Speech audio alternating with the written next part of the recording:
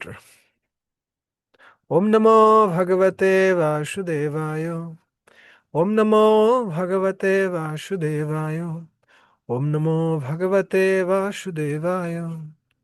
नारायणं नमस्कृत्य नरं चैव नरोत्तमं देवीं सरस्वतीं व्यास ततो जयमुदीरयेत्। मुखं करोति वाचालं पङ्गुं लङ्घयते गिरिं यत्कृपातमहं वन्दे परमानन्दमाधव। শ্রীগুরু দিনতারিণে Shri Chaitanya Eswaram.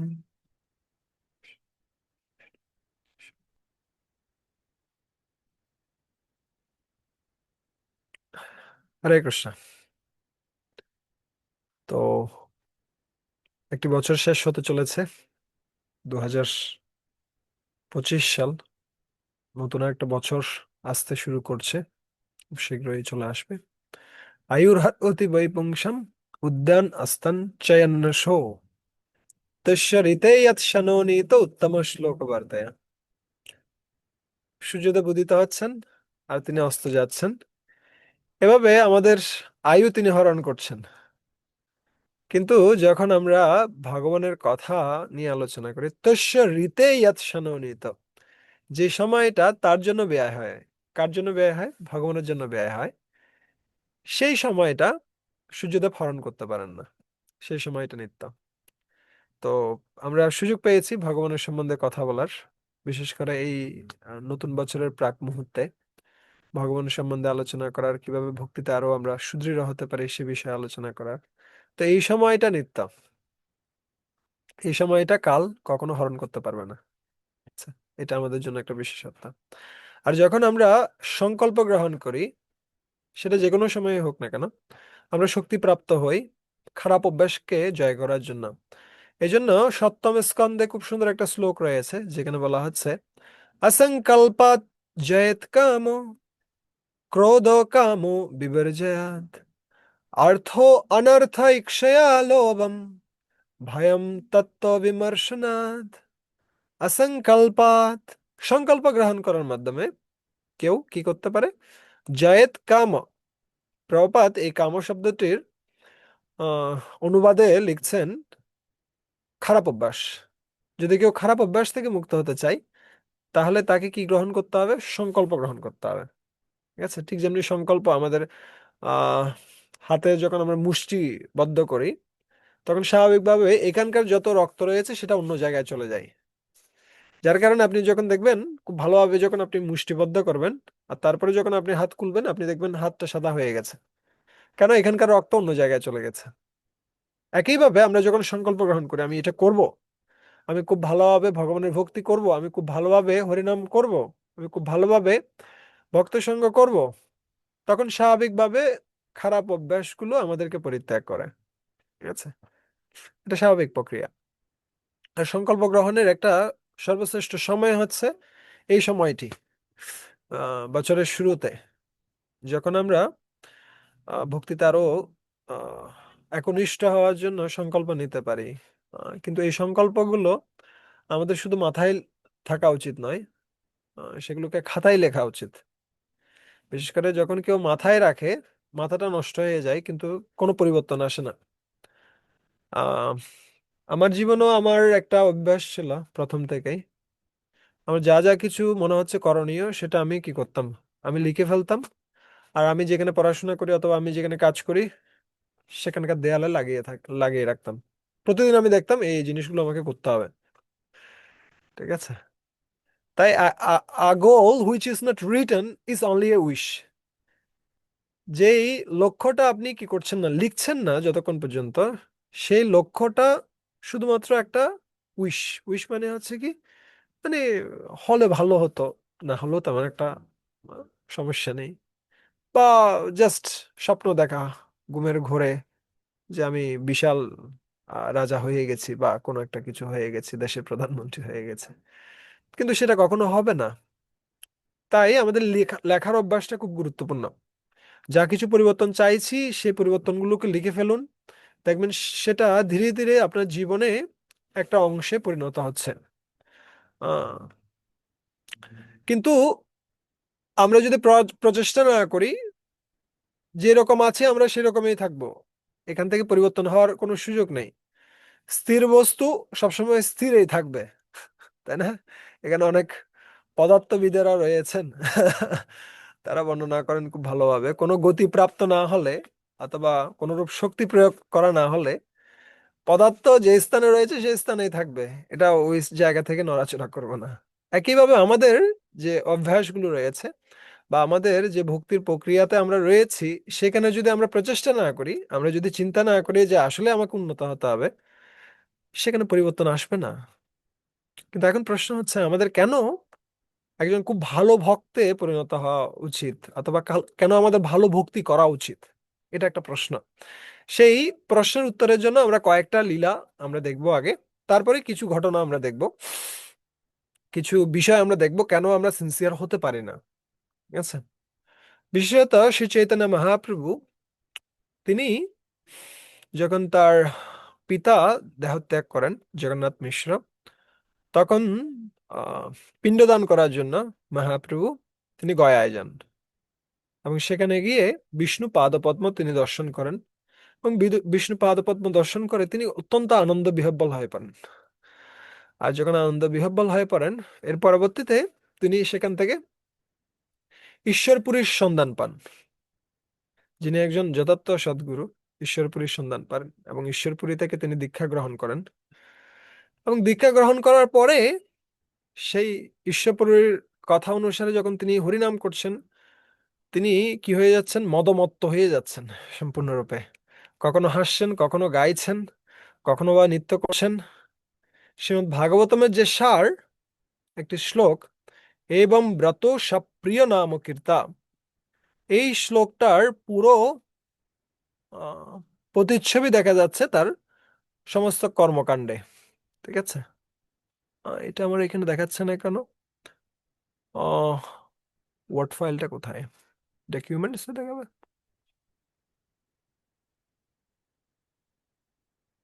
Why it is not showing? ওকে, হ্যাঁ, এখন দেখাচ্ছে, আপনারা দেখতে পাচ্ছেন হয়তো, না?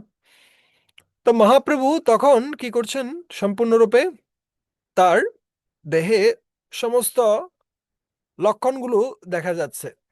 কি কি লক্ষণ দেখা যাচ্ছে? কৃষ্ণ প্রেমের সমস্ত লক্ষণগুলো প্রকাশিত হচ্ছে এখানে। এটা হচ্ছে আহ প্রথম চৈতন্য চরিতামৃত আদি খণ্ড, সপ্তম অধ্যায়। ঠিক আছে? তো হুম,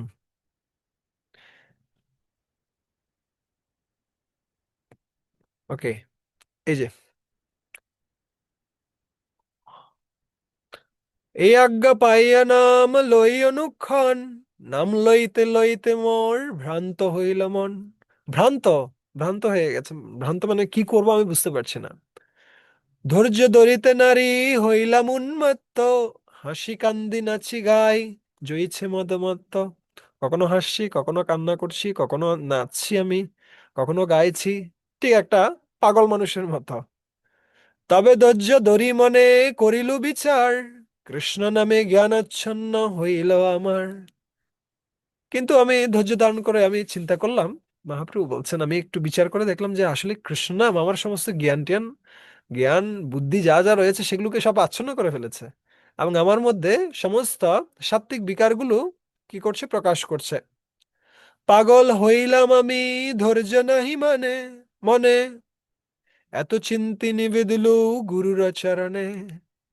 আর আমি পাগল হয়ে কি করছি, আমি ধৈর্য ধারণ করতে পারছি না, এবং আমি গুরুদেবের কাছে গিয়ে জিজ্ঞেস করছি। কি জিজ্ঞেস করছি? কিবা মন্ত্র দিলা গোসাই, কিবা তার বল, জপিতে জপিতে মন্ত্র করিলা পাগল। কি মন্ত্র দিয়েছেন গোস্বামী ঠাকুর? এই মন্ত্র জপ করতে করতে তো আমি পাগল হয়ে যাচ্ছি, আর আমার মধ্যে সমস্ত লক্ষণগুলো প্রকাশিত হচ্ছে। কি কি লক্ষণ প্রকাশিত হচ্ছে? হাসাই নাচাই মোরে করাই ক্রন্দন, এত শুনি গুরু হাসি বলিলা বচন। আরে আপনি আমাকে কি মন্ত্র দিলেন, কি ঔষধ দিলেন? আমার মধ্যে সমস্ত এই লক্ষণগুলো প্রকাশিত হচ্ছে, এগুলো ভালো কি খারাপ আমি বুঝতে পারছি না। আহ তো গুরুকে গিয়ে জিজ্ঞেস করছে, তখন গুরুদেব খুব খুশি হলেন এবং তিনি হেসে হেসে বলতে শুরু করলেন। ঠিক আছে। তো এখানে আমরা আরেকটা জিনিস দেখতে পাচ্ছি, এটা হচ্ছে কি মহাপ্রভু সাকসেস, সফলতা, কৃষ্ণ নাম করে তিনি আনন্দ পাচ্ছেন, আর সেটা গিয়ে তিনি কাকে নিবেদন করছেন? গুরুদেবের কাছে নিবেদন করছেন। আহ আবার যদি কখনো বিফল হয় কেউ, সেটাও কার কাছে নিবেদন করা উচিত? গুরুদেবের কাছে নিবেদন করা উচিত। আমাদের সফলতা অথবা ব্যর্থতা, দুটি ক্ষেত্রে আমাদের কার কাছে যাওয়া উচিত? বৈষ্ণবদের কাছে, গুরুদেবের কাছে। যদি গুরুদেবকে আমরা না পাই, আমরা বৈষ্ণবদের কাছে গিয়ে জিজ্ঞেস করতে পারি এই এই ঘটনাগুলো ঘটছে, আমি কি করতে পারি এই সিচুয়েশনে। ঠিক আছে। তখন মহাপ্রভুর গুরুদেব ঈশ্বরপুরী তিনি কি বলছেন? কৃষ্ণ নাম মহামন্ত্রের এই তো স্বভাব, যেই জপে তার কৃষ্ণে উপজয় ভাব। আরে কৃষ্ণ নামের স্বভাবটাই এরকম, যে কৃষ্ণ নাম করে তার এই ধরনের ভাব তৈরি হয় স্বাভাবিকভাবে। আহ কৃষ্ণ বিষয়ক প্রেমা পরম পুরুষাত্ম, যার আগে তৃণতুল্য চারি পুরুষাত্ম। এই কৃষ্ণ বিষয়ক প্রেম, চারটা পুরুষার্থ রয়েছে: ধর্ম, অর্থ, কাম, মোক্ষ। কিন্তু এই মোক্ষের উদ্দেশ্য হচ্ছে কি? প্রেম। সেটা হচ্ছে কি পরম পুরুষার্থ অথবা পঞ্চম পুরুষার্থ। আর সেটার সামনে অন্যান্য যা কিছু রয়েছে, ধর্ম, অর্থ, কাম, মোক্ষ, এগুলো তৃণতুল্য, অতি ক্ষুদ্র বিষয়। ঠিক আছে। পঞ্চম পুরুষার্থ প্রেমানন্দামৃত সিন্ধু, মোক্ষাদি আনন্দ যার নহে এক বিন্দু। কৃষ্ণ নামের ফল প্রেমা সর্বশাস্ত্রে কয়, ভাগ্যে সেই প্রেমা তোমায় করিলা উদয়। এই কৃষ্ণ নামের ফল হচ্ছে কি? কৃষ্ণ প্রেম লাভ করা। আর তোমার ভাগ্যে এটা উদিত হয়েছে, এটা বিশাল একটা বিষয়। কত বড় একটা ভাগ্য তোমার, যে কৃষ্ণ প্রেম তুমি প্রাপ্ত হয়েছে কৃষ্ণ নাম করতে করতে। আর এই প্রেমের স্বভাবটা কেমন? প্রেমারও স্বভাব করে চিত্ত তনু ক্ষোভ, কৃষ্ণেরও চরণ প্রাপ্তে উপজয় লোভ। ঠিক আছে। তো এটা চিত্ততনুর ক্ষোভ সৃষ্টি করে। কর্ণরন্ধ্র পথ দিয়া হৃদি মাঝে প্রবেশিয়া, বরিশায় সুধানুপম। হৃদয় হইতে বলে জিহ্বার অগ্রেতে চলে, শব্দরূপে নাচে অনুক্ষণ। এটা কৃষ্ণ নামের স্বভাবটাই হচ্ছে সে ধরনের।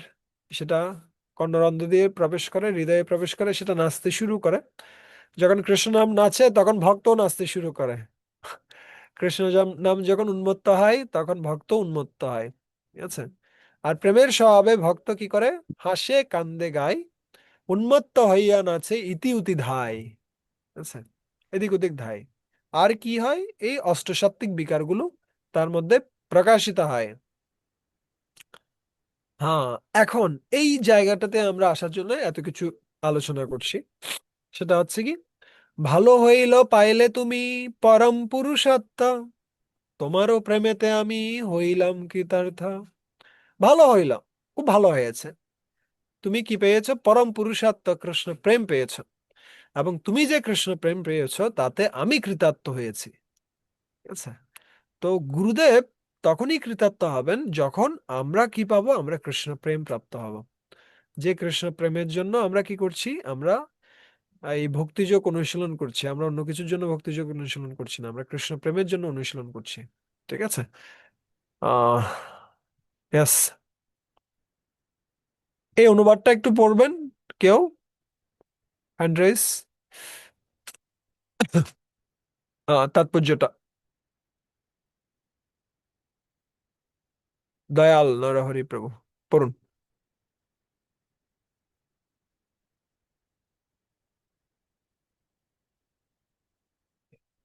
কুইক। আগে প্রভু হ্যাঁ, তাৎপর্য পড়বো প্রভু। হরে হ্যাঁ, কৃষ্ণ তাৎপর্য। রণপদ প্রণাম। হ্যাঁ, তাৎপর্য স্বরূপ প্রভুপাদ শাস্ত্র বলা হয়েছে যে গুরুদেব যদি অন্তত একজনকেও শুদ্ধ ভক্ত পরিণত করতে পারে তাহলে তার উদ্দেশ্য সফল হয়। শিল ভক্তি সিদ্ধান্ত সরস্বতী ঠাকুর সব সময় বলতেন, এই সমস্ত মঠ মন্দির ও সম্পত্তির পরিবর্তে যদি আমি অন্তত একজন মানুষকে শুদ্ধ ভক্ত পরিণত করতে পারি তাহলে আমার উদ্দেশ্য সফল হবে। কৃষ্ণ তত্ত্ব বিজ্ঞান হৃদয়ঙ্গম করা অত্যন্ত কঠিন, সুতরাং কৃষ্ণ প্রেম লাভ করা যে কত দুষ্কর তা আমরা কল্পনা করতে পারি না। তাই শ্রী চৈতন্য মহাপ্রভু এবং গুরুদেবের কৃপায় যদি একজন শিষ্য শুদ্ধ ভগবত ভক্তি লাভ করেন, তাহলে গুরুদেব অত্যন্ত প্রীত হন। শিষ্য টাকা পয়সা নিয়ে এলে গুরুদেব প্রকৃতপক্ষে খুশি হন না, কিন্তু তিনি যখন দেখেন যে শিষ্য শাস্ত্রের বিধি নিষেধগুলি অনুশীলন করে পারমার্থিক পথে উন্নতি সাধন করে, তখন তিনি অত্যন্ত খুশি হন এবং তার কাছে নিজেকে কৃতজ্ঞ বলে মনে করেন। হরে কৃষ্ণ। ব্যাস। তো এখানে প্রভুপাদ যে বিষয়টা খুব গুরুত্বপূর্ণভাবে উপস্থাপন করছেন সেটা হচ্ছে, কখন গুরুদেব খুব সন্তুষ্ট হন? যখন শিষ্য খুব ভালো একজন ভক্ত হয়। শিষ্য যখন ভালো ভক্ত মানে কি? কৃষ্ণে আসক্ত। ভালো ভক্ত মানে এই নয় যে ওর অনেক পোস্ট পজিশন রয়েছে, ও অনেক নাম ডাক রয়েছে। না, এই সমস্ত বিষয়গুলো বাহ্যিক। ভালো ভক্ত মানে হচ্ছে ও কৃষ্ণে আসক্ত। ঠিক আছে? ও কৃষ্ণ কথার প্রতি আসক্ত, কৃষ্ণ নামের প্রতি আসক্ত, কৃষ্ণ ভক্তের প্রতি আসক্ত। ঠিক আছে? সাধু সঙ্গের প্রতি আসক্ত, এই পঞ্চাঙ্গ ভক্তির প্রতি ও আসক্ত। সেটা হচ্ছে কি ভালো ভক্ত। ঠিক আছে? তখন গুরুদেব অত্যন্ত সন্তুষ্ট হন। গুরুদেব নিজেকে কৃতার্থ মনে করেন। এখানে শিলা প্রভুপাদ লিখছেন একটা বিষয়, যে উম কৃষ্ণ ভক্তি অত্যন্ত দুর্লভ। এটা কথা লিখছেন না প্রভুপাদ? হ্যাঁ। কৃষ্ণ প্রেম লাভ করা যে কত দুষ্কর তা আমরা কল্পনাও করতে পারি না। কেন এটা আমরা কল্পনাও করতে পারি না, কেন এটা দুর্লভ, সেটা আমরা একটু করে দেখি। কোথা থেকে দেখবো আমরা? আমরা দেখবো ইয়া থেকে, শ্রীমৎ তাও চৈতন্য চরিতামৃত থেকে আমরা দেখবো। এটা সি কোথায় আছে? কিরা একটা ফাইল দেখলে আরেকটা ফাইল চলে যায় কেন? এটা সি হিয়ার।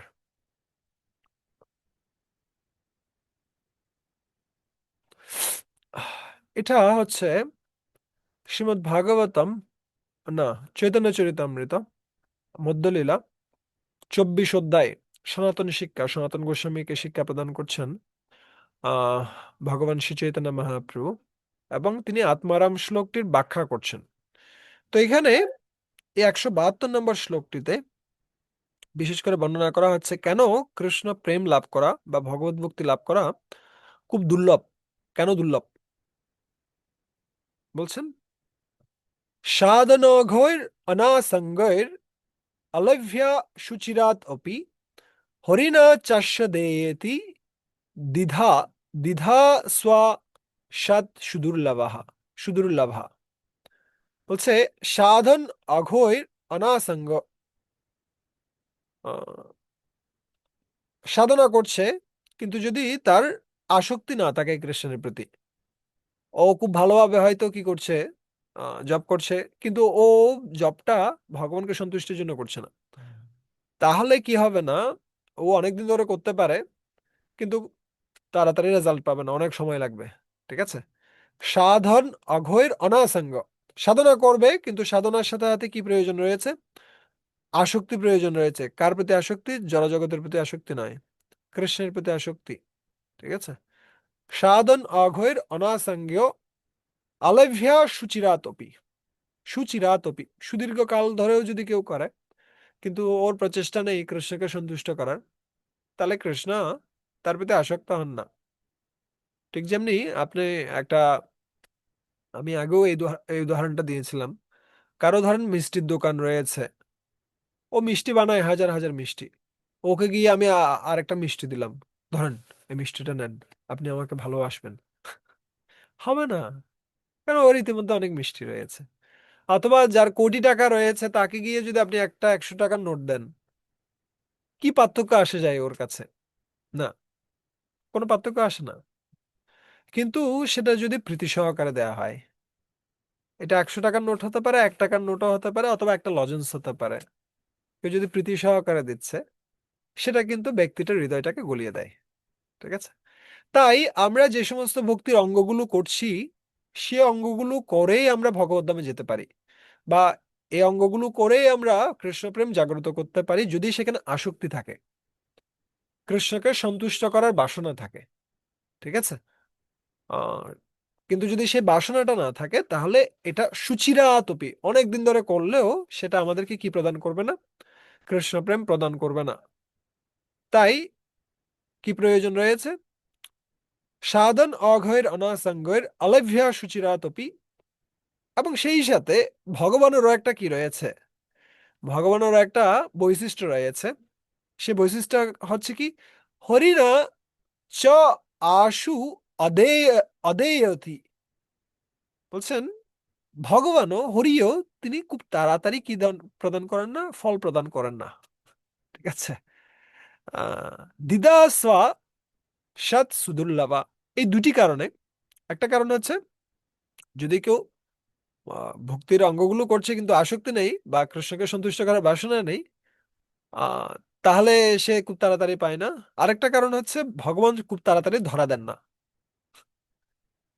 হঠাৎ করে এসে কি করে দেবেন না। আহ শিবের আরেক নাম হচ্ছে আশুতোষ।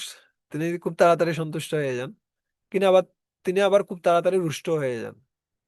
ভস্মাসুরের প্রতি তিনি সন্তুষ্ট হয়েছেন, তাকে আশীর্বাদ দিলেন, যার মাথায় হাত দিবে তার মাথাটা কি হয়ে যাবে, ভস্মে পরিণত হবে। দেওয়ার পরে উনি বিপদে পড়ে গেছেন, আবার ওনাকেই পালাতে হচ্ছে ওইখান থেকে। তা খুব তাড়াতাড়ি সন্তুষ্ট হন, এই কারণে অসুরেরা তার কাছে যান। আসলে অসুর শব্দটার অর্থ হচ্ছে, আসছে কোথা থেকে, আশু শব্দ থেকে। আশু মানে হচ্ছে যারা খুব তাড়াতাড়ি চায়, আশু আশু, খুব তাড়াতাড়ি চায় সবকিছু ইনস্ট্যান্ট। এখনকার সভ্যতাও ইনস্ট্যান্ট সভ্যতা হয়ে গেছে না, ইনস্ট্যান্ট নুডলস, ইনস্ট্যান্ট, ইনস্ট্যান্ট সবকিছু। আহ, কিসে ড্রোনে করে নাকি পিৎজা আসছে বিভিন্ন জায়গায় এটা আমি শুনতে পাচ্ছি। So, আহ, সব ইনস্ট্যান্ট, এখন এখন অর্ডার দিব, এখন চলে আসবে সবকিছু। আশু, এটা আসুরিক সভ্যতা। তো অসুরেরা তারাও দেবতাদের কাছে যায়, যারা খুব তাড়াতাড়ি সন্তুষ্ট হয়ে যান, কিন্তু তাদের যে ফলটা তারা প্রদান করে সেটাও খুব তাড়াতাড়ি নষ্ট হয়ে যায়। সেটা বেশি সময় ধরে থাকে না। কিন্তু ভগবান খুব তাড়াতাড়ি সন্তুষ্টও হন না, কিন্তু সন্তুষ্ট যদি একবার হন তাকে আর কখনো ছাড়েন না। এই জন্য ভগবান কৃষ্ণ ভগবদ গীতায় অর্জুনকে বলছেন, কুন্তেয় প্রতিজানিহি নামে ভক্তা প্রণশ্যতি। আমার ভক্তের কখনো কি হয় না, বিনাশ হয় না।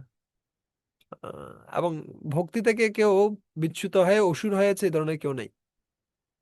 কিন্তু কোনো যোগী জ্ঞানী ব্যক্তিরা কি হতে পারে, অসুর হতে পারে। এই জন্য একটা সুভাষিততে একটা শ্লোক রয়েছে খুব সুন্দর, ওখানে বলছে আহ, রাক্ষসা বিপরীতাসাৎ, নো, সাক্ষরা বিপরীতাসাৎ রাক্ষসা এব কেবলম, সরস বিপরীতাসাৎ সরস এব কেবলম। যদি সাক্ষরা, যারা খুব জ্ঞানী, খুব ভালোভাবে কি করতে পারেন, শাস্ত্র অধ্যয়ন করে একদম পাকাপোক্ত হয়ে গেলেন সাক্ষরা, কিন্তু সেই ব্যক্তিগুলো খারাপ পরিস্থিতি আসলে উল্টে যায়। সাক্ষরাকে যদি আপনি উল্টে দেন তাহলে হয়ে যাবে এটা রাক্ষসা। ঠিক আছে। অনেক বিশাল বিশাল ব্যক্তিরাও কি হয়ে যায়, খারাপ পরিস্থিতি আসলে রাক্ষসে পরিণত হয়। কিন্তু ভক্তদেরকে বলা হয় সরসা। সরস শব্দটাকে যদি আপনি উল্টে দেন, দন্তাস র দন্তাস, এটাকে আপনি উল্টান, আবার কি হবে, দন্তাস র দন্তাস। ঠিক আছে। এটা পাল্টাবে না, এটা কখনো কি হয় না, পাল্টে যায় না। ঠিক একইভাবে ভক্ত বিভিন্ন পরিস্থিতির মধ্যে পড়বে, কিন্তু যে একবার কৃষ্ণের কৃপা প্রাপ্ত হয়েছে সে কখনো পরিবর্তিত হয় না। সামান্য সময়ের জন্য সে ঢেকে যেতে পারে, কিন্তু সে তার আলো ছড়ানো থেকে কি হয় না, বিচ্যুত হয় না। ঠিক যেমনি একটা প্রদীপ, সেটা কিসে, আহ ঝড় বৃষ্টি হলে নিভে যেতে পারে, কিন্তু একটা মণি ঝড় বৃষ্টিতে কিন্তু কখনো সে কি করবে না, আলো ছড়ানোর যে স্বভাব সেটা থেকে সে বিচ্যুত হবে না। হতে পারে কিছু সময়ের জন্য তার উপরে ধুলা পড়ে যেতে পারে, যার কারণে তার আলো দেওয়ার ক্ষমতাটা কমে যেতে পারে বা আলোটা প্রকাশিত হবে না, কিন্তু ওর ক্ষমতাটা কিন্তু কমছে না। আহ, ঠিক একইভাবে যে ব্যক্তি ভক্তি করছে তার ভক্তিটা সবসময় চিরস্থায়ী, এটা নষ্ট হচ্ছে না, এটা চিরস্থায়ী ভাবে সেখানে থেকে যাচ্ছে। যদিও সেটা প্রাপ্ত হতে কিছুটা কষ্ট হতে পারে। এই জন্য এখানে বলছে সুচিরা তপি। তাই আমাদের এটা থেকে আমরা কি শিক্ষা পেলাম, আমাদের চেষ্টা করতে হবে প্রথমত আমাদের, আমরা যা কিছু ভক্তির অঙ্গ করছি সেটা যেন আসক্তি সহকারে আমরা করি, তাহলে সেটা কি করবে, সেটা কৃষ্ণকে খুব তাড়াতাড়ি সন্তুষ্ট করবে। ঠিক আছে। তো এটা একটা বিষয় ছিল।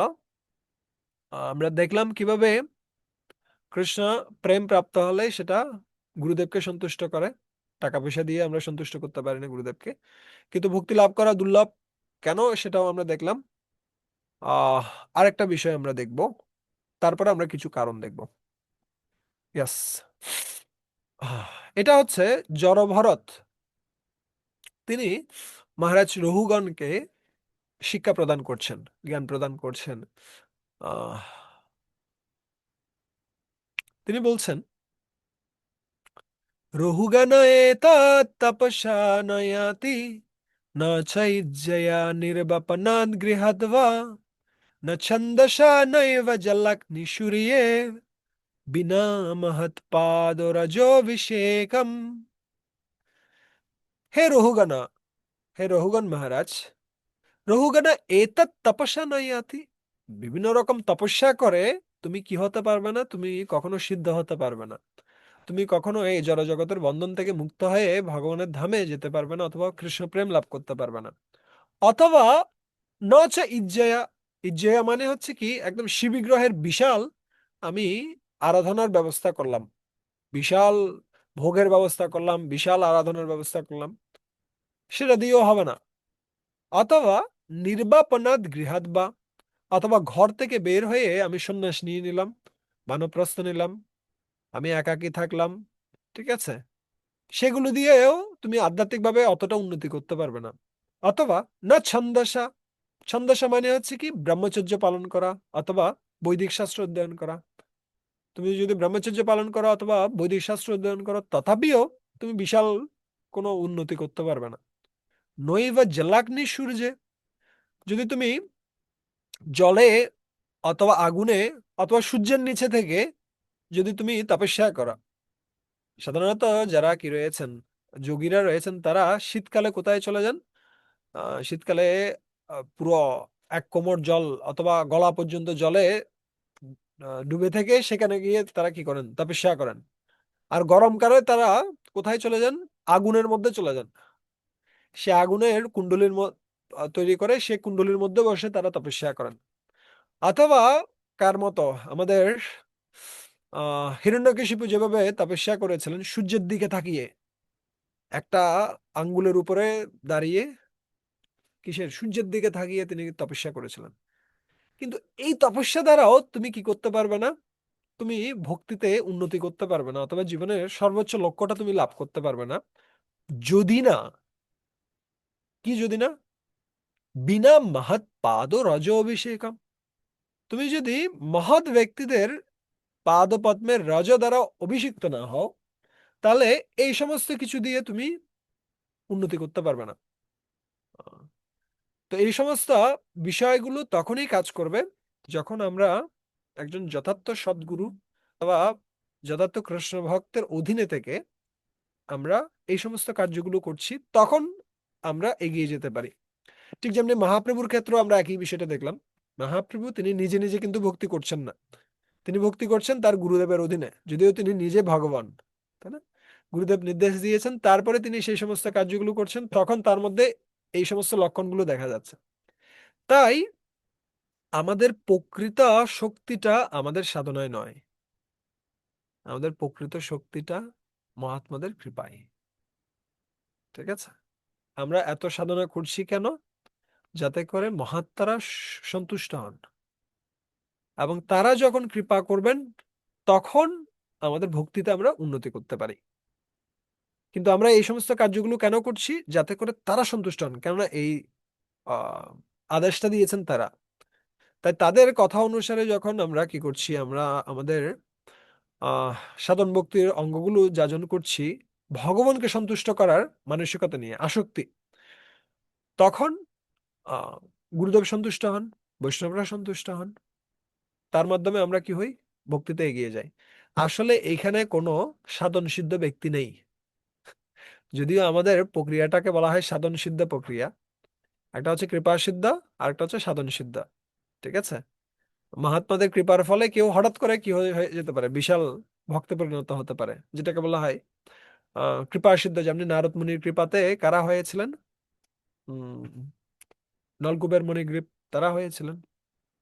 নারদ মুনির কৃপায় সে বাল্মীকি আহ দস্যু থেকে কি হয়েছে, রত্নাকর দস্যু থেকে বাল্মীকি হয়েছেন। তো এই সমস্ত উদাহরণগুলো রয়েছে কৃপাসিদ্ধের ক্ষেত্রে। কিন্তু আমরা যারা কৃপাসিদ্ধ নই, আমরা যারা সাধনা করছি, সেটাও কিন্তু কৃপাসিদ্ধই। কেন? আমাদের সাধনা দিয়ে আমাদের উন্নতি হয় না। আমাদের সাধনা দেখে যখন বৈষ্ণবরা সন্তুষ্ট হয়, তখন আমাদের উন্নতি হয়।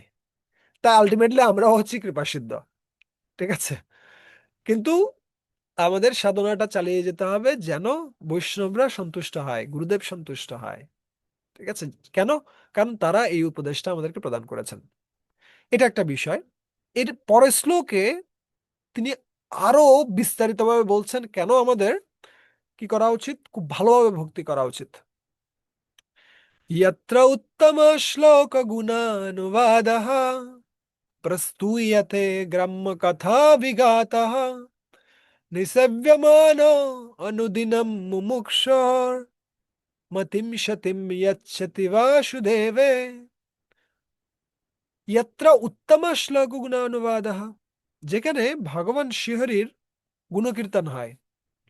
উত্তম শ্লোক, যিনি উত্তম শ্লোকের দ্বারা যার বন্দনা করা হয়, সে ভগবানের যখন যেখানে গুণকীর্তন হয়, সেখানে কি হয়? প্রস্তুয়তে গ্রাম্য কথা বিগাতঃ, সেখান থেকে সমস্ত গ্রাম্য কথা দূরে চলে যায়। ঠিক আছে? যত আহ পারিভাষিক, প্রপাত আরো ডিটেলস তাৎপর্য লিখবেন কি কি গ্রাম্য কথা রয়েছে। ঠিক আছে? তো কৃষ্ণ কথা যেখানে হবে সেখানে আর গ্রাম্য কথা থাকবে না। আর তখন কি হবে? নিষেব্যমান অনুদিনম মুমুক্ষ, নিষেব্যমানম, তখন সে অত্যন্ত নিষ্ঠা সহকারে শ্রবণ করার ফলে প্রতিদিন অনুদিনম তার জড়বন্ধন আস্তে আস্তে কি হবে? নষ্ট হয়ে যাবে। মুমুক্ষু, ঠিক আছে, সেই সমস্ত মুক্তিকামী ব্যক্তিদের সমস্ত জড়বন্ধন কি হয়ে যাবে? ধ্বংস হয়ে যাবে। আর কি হবে? তাদের মতি, তাদের যে আহ মানসিকতা অথবা তাদের চিন্তা চেতনা, সেটা কি হবে? সতীম। সতীম মানে হচ্ছে কি? শুদ্ধ এবং সরল। সতীম মানে আরেকটা অর্থ হচ্ছে, সতীম মানে হচ্ছে সে অন্য কারো দিকে যায় না, ব্যবসায় আত্মিকা বুদ্ধির এক ইহ কুরুনন্দনা। সে শুধুমাত্র কৃষ্ণের কথা চিন্তা করে না, অন্যম, অন্য কারো বিষয়ে সে চিন্তা করে না, সে শুধুমাত্র কৃষ্ণের কথা চিন্তা করে। ঠিক যেমনি একজন প্রতিব্রতা রমণী, তিনি শুধুমাত্র তার স্বামীকে সন্তুষ্ট করার প্রচেষ্টা করেন, অন্য কাউকে সন্তুষ্ট করার প্রচেষ্টা করেন না। আম, একইভাবে ভক্ত, তিনি সম্পূর্ণরূপে কৃষ্ণে আসক্ত হন যখন সে কৃষ্ণ কথা শ্রবণ করতে থাকেন। মতিম সতিম ইয়চ্ছতি বাসুদেবে, তার স্বামীটাকে, স্বামীটা হচ্ছে বাসুদেব, বাসুদেব শ্রীকৃষ্ণ, তার প্রতি সম্পূর্ণরূপে তিনি আকৃষ্ট হন। ওকে, এর তাৎপর্যটা খুব গুরুত্বপূর্ণ। ছোট তাৎপর্য, কিন্তু খুব গুরুত্বপূর্ণ। আমাদের কে পড়বেন? হ্যান্ড রেজ করতে পারেন। আর কেউ? মাধুর্য লীলা, ওকে, পড়ুন।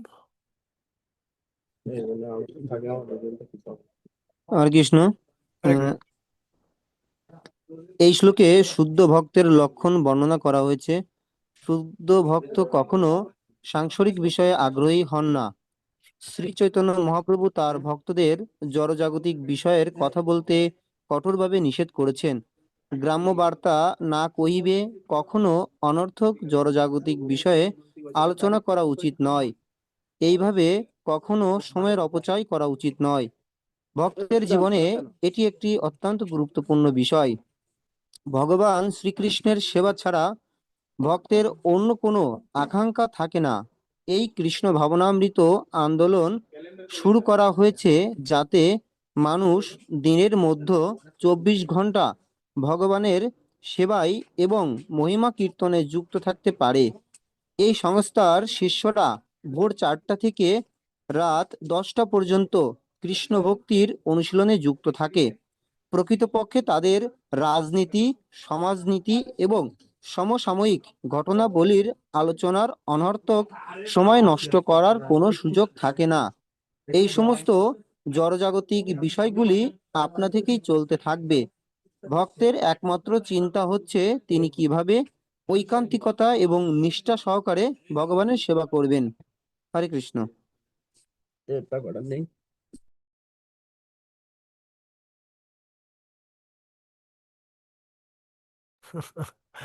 সরি, আমি আনমিউট অবস্থায় কথা বলছিলাম। তো প্রভুপাদ এখানে আমাদের পরিস্থিতির জন্য খুব গুরুত্বপূর্ণ কিছু উপদেশ প্রদান করছেন, যে এখনকার সময় এটা আমার জন্য খুব কঠিন হয়ে পড়ে, যে আশেপাশে কি ঘটনাগুলো ঘটছে, কি হচ্ছে কি হচ্ছে, এই সমস্ত কিছু চিন্তা করতে করতে আমার যে আসলে কৃষ্ণ কথা অধ্যয়ন করা উচিত, কৃষ্ণ কথা নিয়ে আলোচনা করা উচিত, অথবা কৃষ্ণ নাম করা উচিত, সেটা চলে যায় ব্যাকগ্রাউন্ডে। আর ফরগ্রাউন্ডে চলে আসে কি এই সমস্ত ঘটনাগুলো। আমরা অবশ্যই ইনফর্ম থাকতে পারি। ভক্তকে কি হতে হবে? সে politically informed, socially aware and spiritually absorbed. তিনটা জিনিস আমি বললাম। একটা হচ্ছে কি পলিটিক্যালি অ্যাওয়ার, সে পলিটিক্যাল বিষয়গুলো সম্বন্ধে জেনে থাকবে, এখানে এটা এটা ঘটছে, এটা এটা ঘটছে, এনাফ। ওর কাছে ইনফরমেশন থাকবে, কিন্তু ওখানে ও অ্যাবজর্বড হয়ে যাবে না। আর সোশ্যালি অ্যাওয়ার, ও যখন আশেপাশে ঘুরছে অথবা আশেপাশের লোকজন যারা রয়েছে তাদের বিষয়ে সে খুব সতর্ক থাকবে।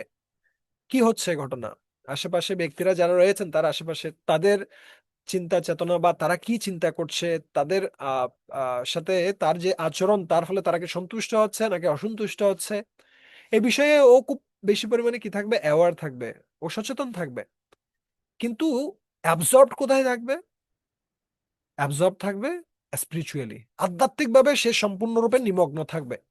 অন্য কিছুতে সে নিমগ্ন থাকবে না, ও কৃষ্ণ ভাবনায় নিমগ্ন থাকবে। কিন্তু এই কথাটা আমি যদিও বলছি, এটা আমার জন্য খুব কঠিন। আমরা সাধারণত পলিটিক্যালি অ্যাবজর্বড হই, পলিটিক্স এর মধ্যে আমাদের সমস্ত চিন্তা চেতনা কি হচ্ছে ঘটনা, পুরো অ্যাবজর্বড ওখানে আমরা থাকি, নিমগ্ন থাকি।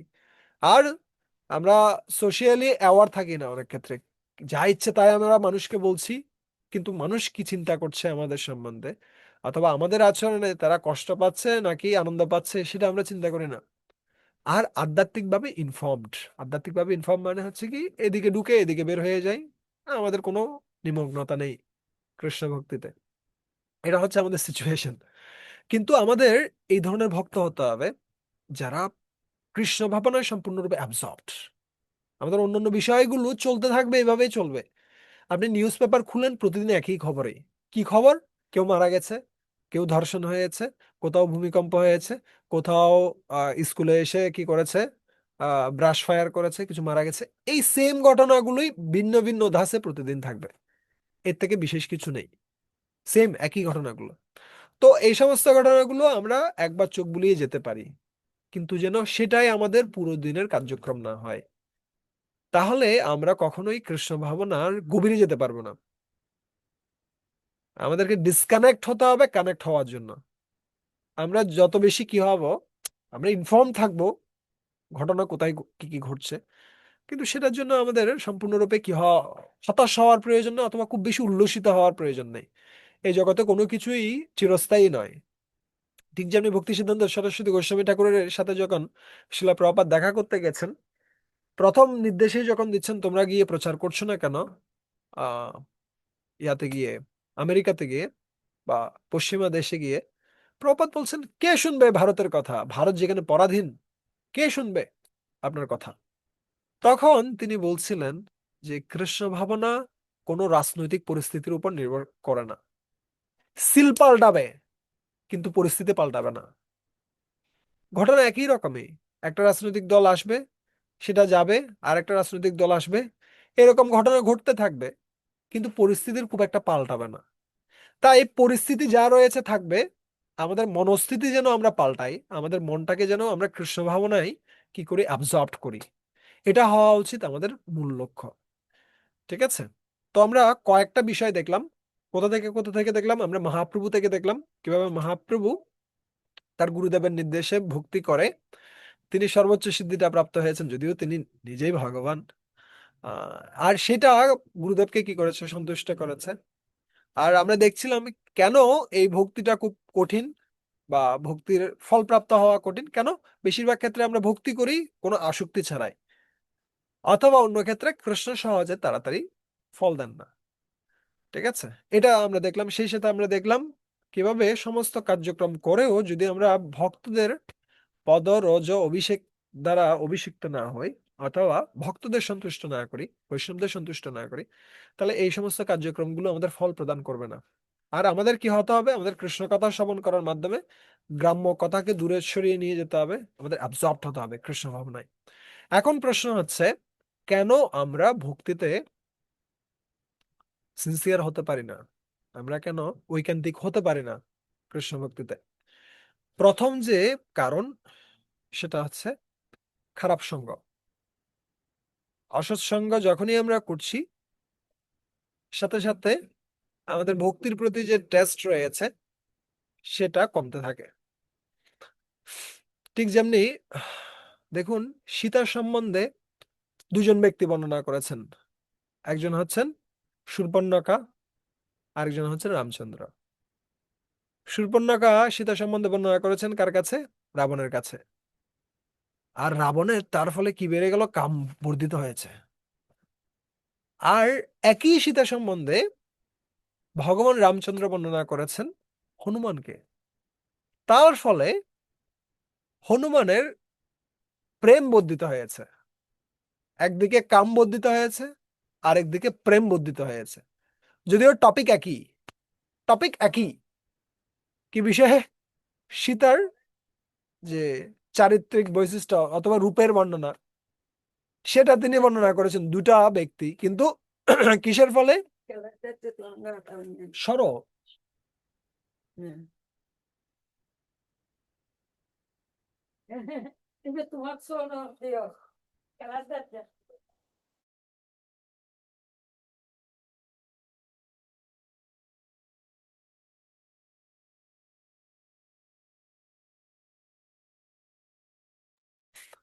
সরি, আমি ঘরে আছি, বিভিন্ন কিছু ঘটছে তার মধ্যে। আচ্ছা, আমরা যে বিষয়টা বলছিলাম, একই বিষয়টা নিয়ে চর্চা হচ্ছে, কিন্তু কিন্তু একজনের কি বাড়ছে? কাম বাড়ছে, আরেকজনের প্রেম বাড়ছে।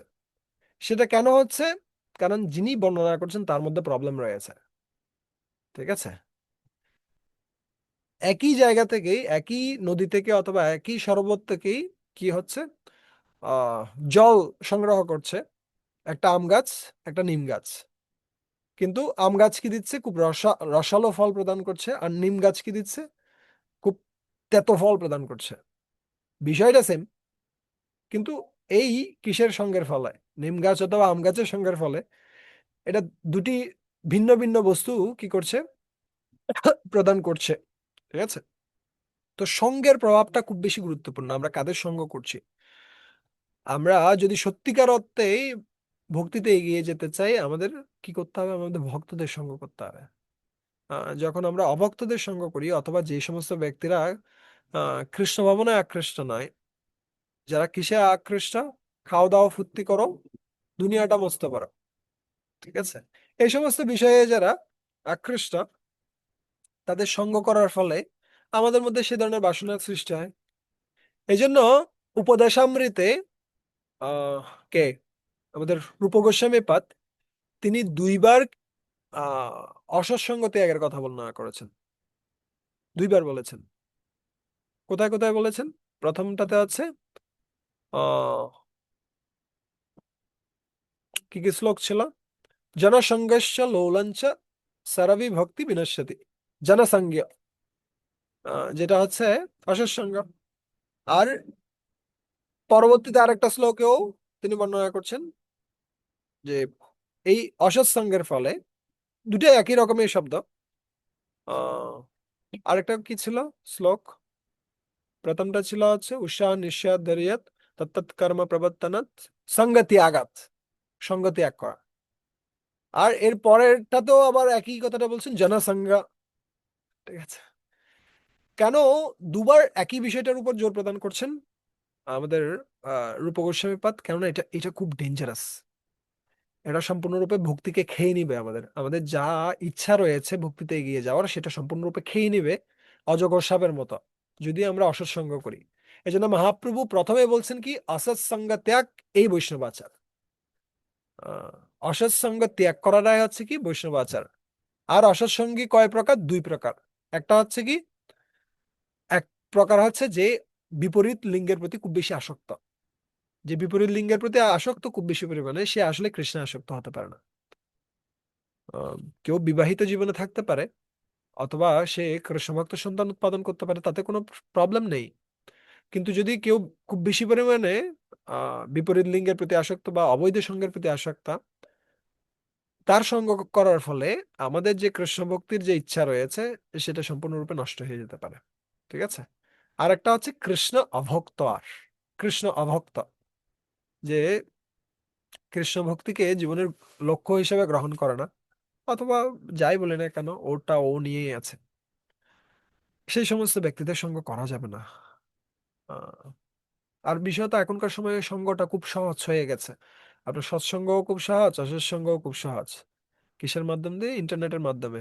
এই জন্য জয়াদ্বৈত স্বামী মহারাজ তিনি বলছিলেন, মায়া হ্যাজ গন হাইটেক। মায়া এখন হাইটেক হয়ে গেছে। ঠিক আছে। তো এটা খুব শক্তিশালী হয়ে গেছে, এবং এটা প্রত্যেকের হাতে হাতে পৌঁছে গেছে মায়া। যদিও আগে মায়াকে প্রাপ্ত হওয়া খুব কঠিন ছিল। আচ্ছা। তো এমনকি যদি কোনো বৈষ্ণব, যদি যদি কোনো ব্যক্তি বৈষ্ণব হয় এবং তার চরিত্র যদি সন্দেহজনক হয়, তাহলে তারও সঙ্গ করা যাবে না। আহ, এটা ভক্তি কে বিশ্বনাথ চক্রবর্তী ঠাকুর বর্ণনা করছেন একটা শ্লোকের তাৎপর্যে। তিনি বলছেন, যদি কোনো বৈষ্ণব, তার যদি আচরণ ঠিক না হয়, তাহলে তারও সঙ্গ করা যাবে না। এটা এই ক্ষেত্রেও খুব সাবধান থাকতে হবে আমাদের। ঠিক আছে। আর অসৎসঙ্গ করার ফলে কি কি হয়, এটাও কপিল দেব বর্ণনা করছেন। খুব সুন্দর একটা শ্লোক রয়েছে। এই শ্লোকটা হচ্ছে কত, তৃতীয় স্কন্দের 31 অধ্যায়ের 33 নম্বর শ্লোক, 3:31-33।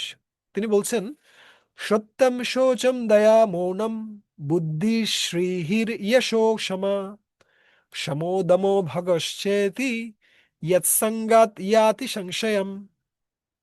সত্যম শোচম, সত্য, শৌচ, দয়া, মৌনম, মৌনম মানে হচ্ছে কম কথা বলা বা কৃষ্ণ কথা বলা, বুদ্ধি, শ্রী, হি, বুদ্ধি, শ্রী, শ্রী মানে হচ্ছে সৌন্দর্য, হ্রি, হ্রি মানে হচ্ছে কি লজ্জা, অথবা যশ, ক্ষমা, সম, দম, ভগ, এই সমস্ত যত গুণ রয়েছে, সেই সব গুণগুলো মুহূর্তের মধ্যে ধ্বংস হয়ে যাবে। ইয়াত সঙ্গাত ইয়াতি সংশয়ম।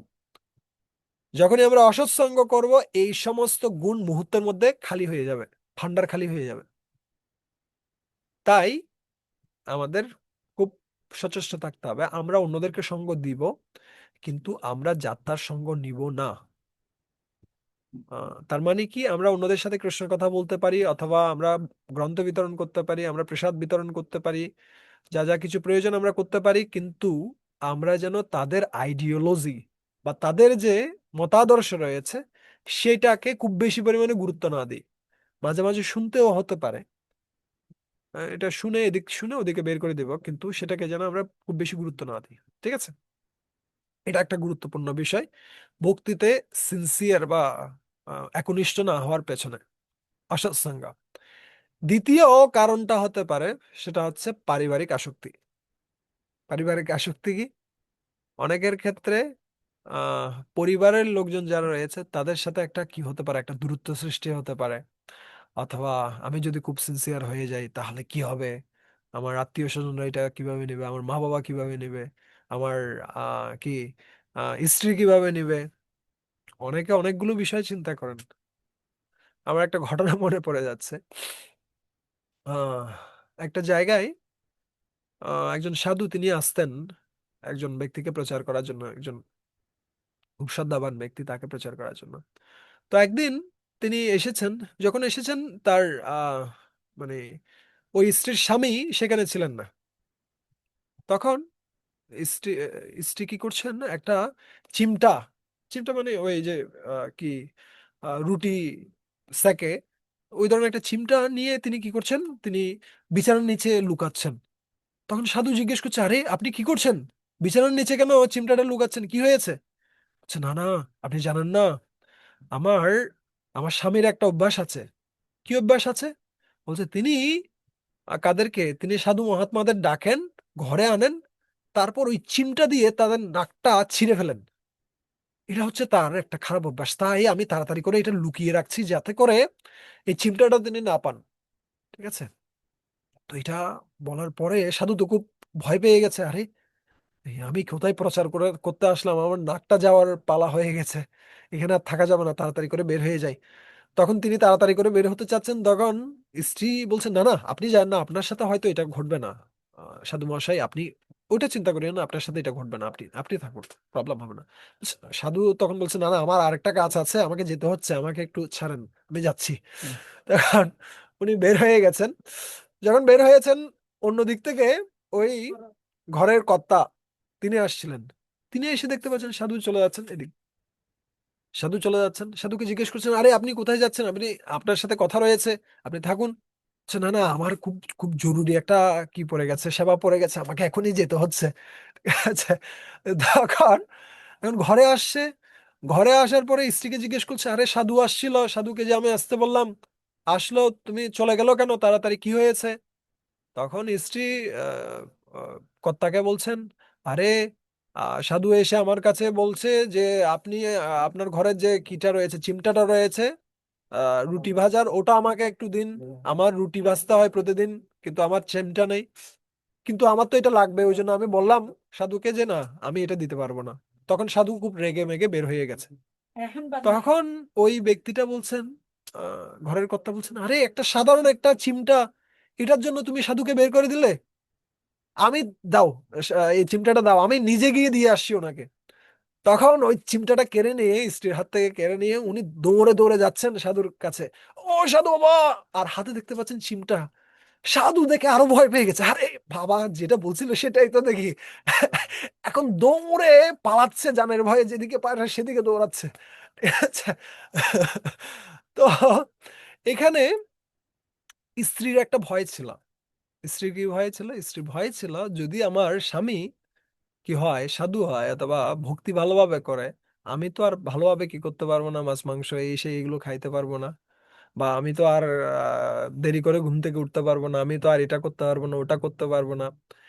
এটা এক ধরনের পারিবারিক আসক্তি আমাদের মধ্যে কি করতে থাকে, কাজ করতে থাকে। ঠিক আছে। যেটার কারণে আমরা কি করতে দিই না, আমরা নিজেরা ভালো ভক্ত হতে চাই না বা অন্যদেরকে ভালো ভক্তি করতে দিতে চাই না। ঠিক আছে। এটা একটা অন্যতম কারণ। তৃতীয় কারণটা হচ্ছে, আমরা প্রথম কারণটা দেখছিলাম অসৎসঙ্গ করা, দ্বিতীয় কারণটা দেখলাম কি করা, পারিবারিক আসক্তি। তৃতীয় যে কারণটা গুরুত্বপূর্ণ কারণ, সেটা হচ্ছে সঙ্গের অভাব। প্রথমটা ছিল অসৎসঙ্গ, আর তৃতীয়টা হচ্ছে সৎসঙ্গের অভাব। আচ্ছা। আহ, আপনি যতই ভালোভাবে কোনো একজন ব্যক্তির সাথে সম্পর্ক স্থাপন করেন না কেন, আপনি যদি বছরে একবার দেখা করেন অথবা 5 বছর 10 বছরে একবার দেখা করেন, ওই সম্পর্কটা খুব বেশি পরিমাণে কি হবে না, ঘনীভূত হবে না। আপনি যতই বলেন না কেন আমার অনেক কি রয়েছে, প্রেম রয়েছে, অনেক ভালোবাসা রয়েছে, হবে না। এটা কি প্রয়োজন রয়েছে? এটা একটা নির্দিষ্ট সময় পর পর রিফিল দেওয়া প্রয়োজন রয়েছে। আর যত বেশি আমরা সাধু সঙ্গ করব তত বেশি আমাদের ভক্তিটা সুদৃঢ় হবে। বিশেষ করে যখন আমাদের নিষ্ঠাটা খুব নিচের লেভেলে রয়েছে, আহ নিষ্ঠাবান হলেও, ঠিক যেমনি আমরা দেখতে পাই ভরত মহারাজের ক্ষেত্রে, ভরত মহারাজ তিনি ভাব স্তরে ছিলেন, তিনি অনন্ত নিবৃত্তি, নিষ্ঠা, রুচি এই সমস্ত স্তরে ছিলেন না, তিনি ভাব স্তরে ছিলেন। কিন্তু ভাব স্তরে থাকা সত্ত্বেও তিনি সেখান থেকে পতিত হয়েছেন কেন? সৎসঙ্গের অভাবে। ঠিক আছে। সৎসঙ্গের অভাবের ফলে তিনি কি হয়ে গেছেন, তার যে পর্যায় থেকে তিনি পতিত হয়ে গেছেন। তাই আমাদের প্রত্যেকটা লেভেলেই কৃষ্ণ ভক্তিটাকে কি দিতে হবে, বেড়া দিয়ে রাখতে হবে। কিসের বেড়া দিয়ে? সাধু সঙ্গের বেড়া দিয়ে। বিশেষত সে ধরনের ভক্তদের সঙ্গ আমাদের করা উচিত যারা খুব স্ট্রিক্ট, সিনসিয়ার, সিরিয়াস, যাদের সঙ্গ করার ফলে আমাদের ভক্তিটাও খুব কি হয়, সিরিয়াস হয়, তাদের সঙ্গ বেশি বেশি করা উচিত। এমন ভক্তদের সঙ্গ করা উচিত নয় যাদের দেখার ফলে আরো বেশি আমি কি হতে পারি, আরো বেশি আমার মধ্যে অলসতা কাজ করতে পারে, অথবা আরো বেশি কি হতে পারে, আরো বেশি আহ আমি ভক্তিতে নিম্নগামী হতে পারি, তাদের সঙ্গ করা উচিত নয়। তবে কাউকে মানে কিও করা উচিত নয়, হেও করা উচিত নয়। আহ, কিন্তু আমাদের সেই সমস্ত ভক্তদের সঙ্গ করা উচিত যারা ভক্তিতে খুব দ্রুত গতিতে এগিয়ে যাচ্ছে। এই জন্য ভরতৃহরি তিনি কয়েকটা কথা বলছিলেন। ভরতৃহরি তিনি বলছিলেন, যখন কি পড়ে, যখন গরম তাবার উপরে জল পড়ে, জাল জলটা মুহূর্তের মধ্যে কি হয়ে যায়, শুকিয়ে যায়, হাওয়া হয়ে যায়। ঠিক আছে, মুহূর্তের মধ্যে হাওয়া হয়ে যায়। ঠিক একইভাবে যখন কেউ অসৎসঙ্গ করবে, তখন তার ভক্তিটা মুহূর্তের মধ্যে হাওয়া হয়ে যাবে, মুহূর্তের মধ্যে হাওয়া। ঠিক আছে, আবার সেই জল যখন পদ্ম পাতার উপর পড়বে, তখন সেটা মুক্তোর মতো জলজল করবে। একই জল, আগেরটাতে কি হয়ে গেছে, হাওয়া হয়ে গেছে, আর এখানে কি করছে, মুক্তোর মতো জলজল করছে। কিসের উপরে, পদ্ম পাতার উপর পড়লে। ঠিক একইভাবে যখন আমরা মধ্যম অধিকারী ভক্তদের সঙ্গ করছি, তখন আমরা কি হই, আমরা আসলেই জলজল করি, যেন শুদ্ধ ভক্ত হয়ে গেছি। কিন্তু যখন আমরা উত্তম অধিকারী ব্যক্তিদের সঙ্গ করি, অথবা যারা ভক্তিতে খুব সিনসিয়ার, সিরিয়াস, স্ট্রিক্ট, তাদের যখন আমরা সঙ্গ করি, তাদের সঙ্গের ফলে কি হয়, আমরা নিজেরাই কিসে পরিণত হই, আমরা মুক্ততে পরিণত হই। ঠিক যেমনি স্বাতী নক্ষত্র বলা হচ্ছে, স্বাতী নক্ষত্রে যখন জল, বৃষ্টির জল যখন কিসে পড়বে, ঝিনুকের মধ্যে পড়বে, তখন সেখানে মুক্ত উৎপাদিত হবে। ঠিক আছে, সেম জল, ওই জলটা কি হচ্ছে, কখনো হাওয়া হয়ে যাচ্ছে, কখনো মুক্তোর মতো জল জল করছে, কখনো আবার সরাসরি মুক্ত হচ্ছে।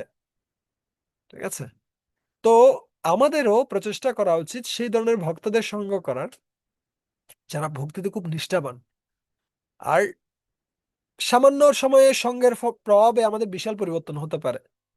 ঠিক যেমনি শিলা প্রভুপাদ তিনি কিসে লিখছেন, তাৎপর্য লিখছেন। এমনকি প্রভুপাদ লিখছেন, যদি আমি অল্প সময়ের জন্য ভক্তি সিদ্ধান্ত সরস্বতী গোস্বামী ঠাকুরের সঙ্গ না পেতাম, তাহলে আমি হয়তো ব্যবসায়ী হতাম, বিশাল একজন ব্যবসায়ী হতাম। কিন্তু সারা পৃথিবী জুড়ে ভাগবতের সেবা করার সুযোগ আমার ছিল না, আমার কখনো হতো না। প্রথম স্কন্ধের তাৎপর্যে লিখছেন প্রভুপাদ এটা। ঠিক আছে, তো এটা হচ্ছে সঙ্গের প্রভাব। আমাদের সবসময় চেষ্টা করা উচিত বেশি বেশি সঙ্গ করার। আমাদের সবসময়, আমার এখনো মনে পড়ে যখন আহ কিসে ছিলাম, ইউনিভার্সিটি লেভেলে, ওই সময়টাতে আমরা বৃহস্পতিবার রাত্রের দিকে আমরা চেষ্টা করতাম মন্দিরে আসার জন্য। কিন্তু পুরো সপ্তাহ জুড়ে মাইন্ডের মধ্যে কাজ করতো, কখন বৃহস্পতিবার আসবে, কখন মন্দিরে যাব, কখন মানে শুক্রবারে পুরো দিন ধরে ভক্তদের সঙ্গ করব, গ্রন্থ বিতরণ করব, ডিওয়াইএস সহ বিভিন্ন প্রোগ্রামগুলোতে স্টুডেন্টদেরকে আমরা এনরোল করাবো। এটা আমাদের চিন্তাই ছিল সবসময়। কিন্তু এটা অনেক বেশি সাহায্য করেছে আমাদেরকে। ঠিক আছে, তো এটা একটা কারণ ভক্তিতে সিনসিয়ার না হওয়ার। তার মানে হচ্ছে সিনসিয়ার হওয়ার উপায়ও হচ্ছে এটাই, যদি আমরা বেশি বেশি সঙ্গ করি। দেন পরবর্তী বিষয়টা, সেটা হচ্ছে আহ দৃঢ়তা, অথবা কিসের, আহ পেশেন্সের বাংলা কি হবে, আহ মানে ধৈর্যের অভাব, দৃঢ়তা অথবা ধৈর্যের অভাব। ঠিক আছে, আমরা প্রায় সময়ই কিছু কিছু ক্ষেত্রে আমরা কিনি, আমরা সংকল্প নিই, কিন্তু আমরা এগুলো চালিয়ে যেতে পারি না। সেই কারণে আমাদের উন্নতিটাও হয় না। অথবা আমরা এর আগেও কিসে বলছিলাম, আমরা প্রার্থনার ক্লাসটাতে আমরা আলোচনা করছিলাম বিশেষভাবে, আমরা হুটহাট বিভিন্ন ডিসিশন নিই, কালকে থেকে এটা হয়ে যাবে, পরশুদিন থেকে এটা হয়ে যাবে, বিভিন্ন কিছু আমরা ডিসিশন নিই, কিন্তু আমরা সেই সমস্ত সংকল্পগুলো পূরণ করার জন্য আমরা প্রার্থনা করি না ভালোভাবে। ঠিক আছে, অথবা আমরা খুব তাড়াতাড়ি রেজাল্ট চাই। 5 বছর ধরে জব করছি, এখনো কৃষ্ণকে আমি দেখছি না। আরে 5 বছর ধরে জব করে কি হবে, কোটি কোটি জন্ম ধরে আমরা কৃষ্ণকে ভুলে আছি। 5 বছরের রিলেশনশিপে কি হবে, কিন্তু 5 বছরের রিলেশনশিপেও হতে পারে, যদি আমাদের সে ধরনের কি থাকে, ভক্তির গভীরতা থাকে। প্রভুপাদ বলছিলেন তো, why 5 years, 5 seconds, 5 second, 1 second. কিসের মাধ্যমে, তীব্রতার মাধ্যমে। তীব্রেণ ভক্তি যোগেন যজেত পুরুষ পরম। যদি কেউ তীব্রতা সহকারে করে, তাহলে সম্ভব। কিন্তু তীব্রতা হলেও একটা সময়ের প্রয়োজন। কিভাবে, ঠিক যেমনি একটা নারী যদি সে বাচ্চা প্রাপ্ত হতে চায়, ও যতই প্রচেষ্টা করুক না কেন, 9 মাস 10 মাসের আগে সে কি পাবে না, বাচ্চা পাবে না, যতই প্রচেষ্টা করুক, এটা সম্ভব নয়। একইভাবে আমরা যতই প্রচেষ্টা করি না কেন একটা সময়ের প্রয়োজন রয়েছে। আর কৃষ্ণ ভাবনামৃতটা কি নয়, এটা কারেন্ট অ্যাকাউন্ট নয়, এটা সেভিং অ্যাকাউন্ট নয়, এটা fixed deposit account. Current account, saving অ্যাকাউন্টে আপনি টাকা দিবেন, টাকা তুলে ফেলতে পারবেন, অথবা ইন্টারেস্ট আপনাকে দিয়ে দিবে, মাসের পর মাসের ইন্টারেস্ট পেয়ে যাবেন। ফিক্সড ডিপোজিটে সে ধরনের না, ফিক্সড ডিপোজিট শেষে গিয়ে দিবে। ঠিক আছে, এই কৃষ্ণ ভাবনার ক্ষেত্রেও এই ফলটা খুব তাড়াতাড়ি দেখা যাবে না। এটা একটা নির্দিষ্ট সময় পরে দেখবেন যে হঠাৎ করে সবকিছু হয়ে যাচ্ছে ঘটনা। ঠিক আছে, এবং আসলেই এই অনর্থ নিবৃত্তিটা পাস করাটা একটা বিশাল যুদ্ধ। কিন্তু কেউ যখন অনর্থ নিবৃত্তি পাস করছে, এর পরবর্তী স্টেজ গুলো খুব সহজ।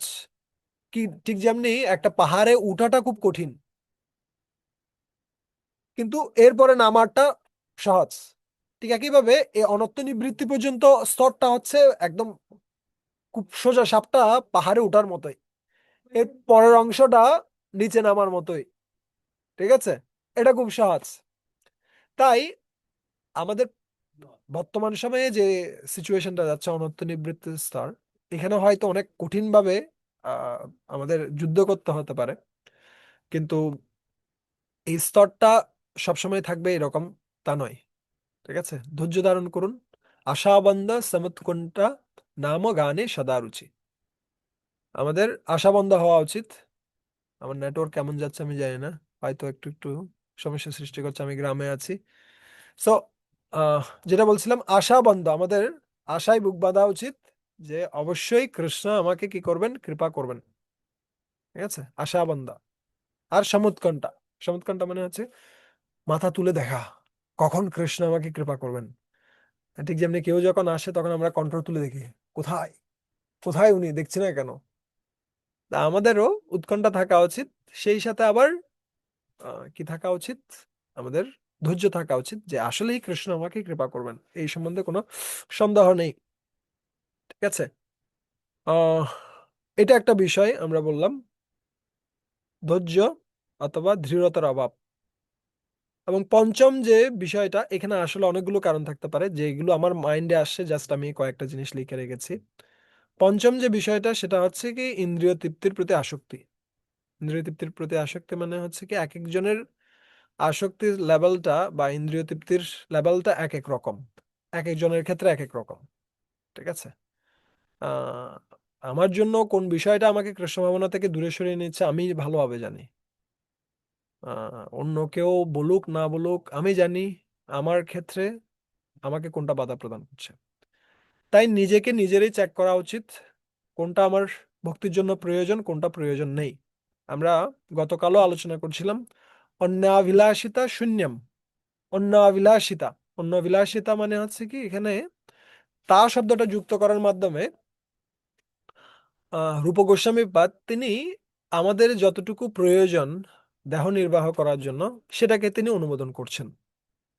কিন্তু আমাদের দেহ নির্বাহের বাইরে বা আমাদের প্রচারের প্রয়োজনের বাইরে যা কিছু আমরা আশা করছি, সেই বিষয়গুলো আমাদেরকে কি করতে পারে, আমাদের ভক্তি থেকে আমাদেরকে দূরে সরিয়ে নিয়ে যেতে পারে। অথবা যে বিষয়ে আমার তেমন একটা কি নেই, আম, আমার স্বভাব অথবা আমার চরিত্র অথবা আমার যোগ্যতা, সেই বিষয়গুলো লাভ করার অনুকূল নয়, সেটা নিয়ে আমি অনেক প্রচেষ্টা করলাম। কিন্তু আমার যেটাতে আহ আসক্তি তৈরি করার কথা, সেটাতে আমি আসক্তি বর্ধিত করার জন্য প্রচেষ্টা করলাম না, তাহলেও আমাদের ভক্তিটা স্তব্ধ হতে পারে। এটা কি আমি বলছি, সাধারণত আমরা দেখতে পাই আহ মহাভারতের ক্ষেত্র, ভীমচন্দ্র, ভীমসেন, তিনি চাইছিলেন কি শেখার জন্য, গান শেখার জন্য। আচ্ছা, অনেক প্রচেষ্টা করছিলেন গান শেখার জন্য। কিন্তু যখন সারেগামা পা গাইছেন বনে গিয়ে, তখন একজন ব্যক্তি এসে তিনি জিজ্ঞেস করছেন যে আমার গাধাটা আমি পাচ্ছি না, গাধাটা যে কোথায় গেল, গাধাটা তো এদিকে কি করছে, চিৎকার করছে বলে মনে হচ্ছে, আমি তাই খুঁজতে আসছি। যে কোন গাধাটাকে তুমি খুঁজতে আসছো, এখানে কোনো গাধা নেই। বলছে, না সে ধরনের গাধার আওয়াজই তো আমার মনে হলো। বলছে, না তুমি আমাকে কি দিচ্ছ, অপমান করছো। যুধিষ্ঠির মহারাজ বলেছেন শুনেনি, অর্জুন বলেছে শুনেনি, কিন্তু পরবর্তীতে যখন কৃষক এসে বলল যে তোমার গলার আওয়াজটা আসলে গাধার মতো, যতই প্রচেষ্টা করো হবে না, তখন তিনি বুঝতে পারলেন যে আসলেই আমার এইটাতে খুব বেশি প্রয়াস করার প্রয়োজন নেই। তা আমি এটার মাধ্যমে কাউকে নিরুৎসাহিত করছি না, কিন্তু আমাদের স্কিল সেট কতটুকু আমি ডেভেলপ করব সেটা আমাদের চিন্তা করা উচিত, সেটা নিয়ে আলোচনা করা উচিত আমাদের ঊর্ধ্বতন কর্তৃপক্ষের কাছে, যে কোনটাতে আমি এগিয়ে গেলে ভালো হয়। কিন্তু আমাদের আসক্তি বর্ধিত করার প্রচেষ্টা করা উচিত দুটো জিনিসে, একটা হচ্ছে হরিনাম, আর একটা হচ্ছে এই শ্রীমদ্ ভাগবতম। দুটোতে আসক্তি যত বেশি বর্ধিত হবে তত বেশি আমাদের চরিত্র শুদ্ধ হবে। আর যখন চরিত্র শুদ্ধ হচ্ছে, তখন অন্যান্য যে স্কিল সেট গুলো রয়েছে সেটা থাকলেও অথবা না থাকলেও তত বেশি কি আসবে না, মানে পরিবর্তন সাধিত হবে না আমাদের জীবনে। ঠিক আছে, আমরা আমাদের প্রচেষ্টা করতে পারি যতটুকু পারা যায় স্কিলকে বাড়ানোর জন্য এবং এটাকে কৃষ্ণ সেবায় লাগানোর জন্য, কিন্তু স্কিলগুলোই সবকিছু নয়। আহ, আমাদের চেষ্টা করা উচিত হরিনাম, সাধুসঙ্গ, সাধুদের সেবা করা, আর হচ্ছে বিশেষ করে ভাগবতম এর প্রতি যেন আমরা আসক্তি বর্ধিত করি। ঠিক আছে, সো এই বিষয়টা আমরা উম দেখছিলাম, ইন্দ্রিয় তৃপ্তির প্রতি আসক্তি। ওকে,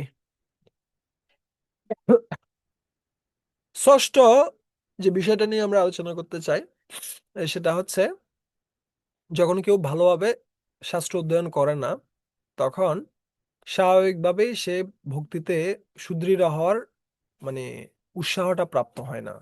ঠিক আছে, বা তার যে জড় আসক্তিগুলো রয়েছে সেগুলোকে সে ছেদন করতে পারে না।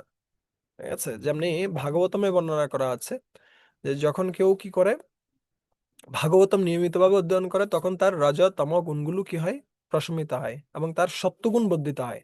ঠিক আছে, এবং সে কি করতে পারে, তার যে আসক্তিগুলোকে ইয়স্যাম বৈ শুয়মানায়াম কৃষ্ণে পরম পুরুষে ভক্তির উৎপাদ্যতে পুংস শোক মোহ ভয়াপহা।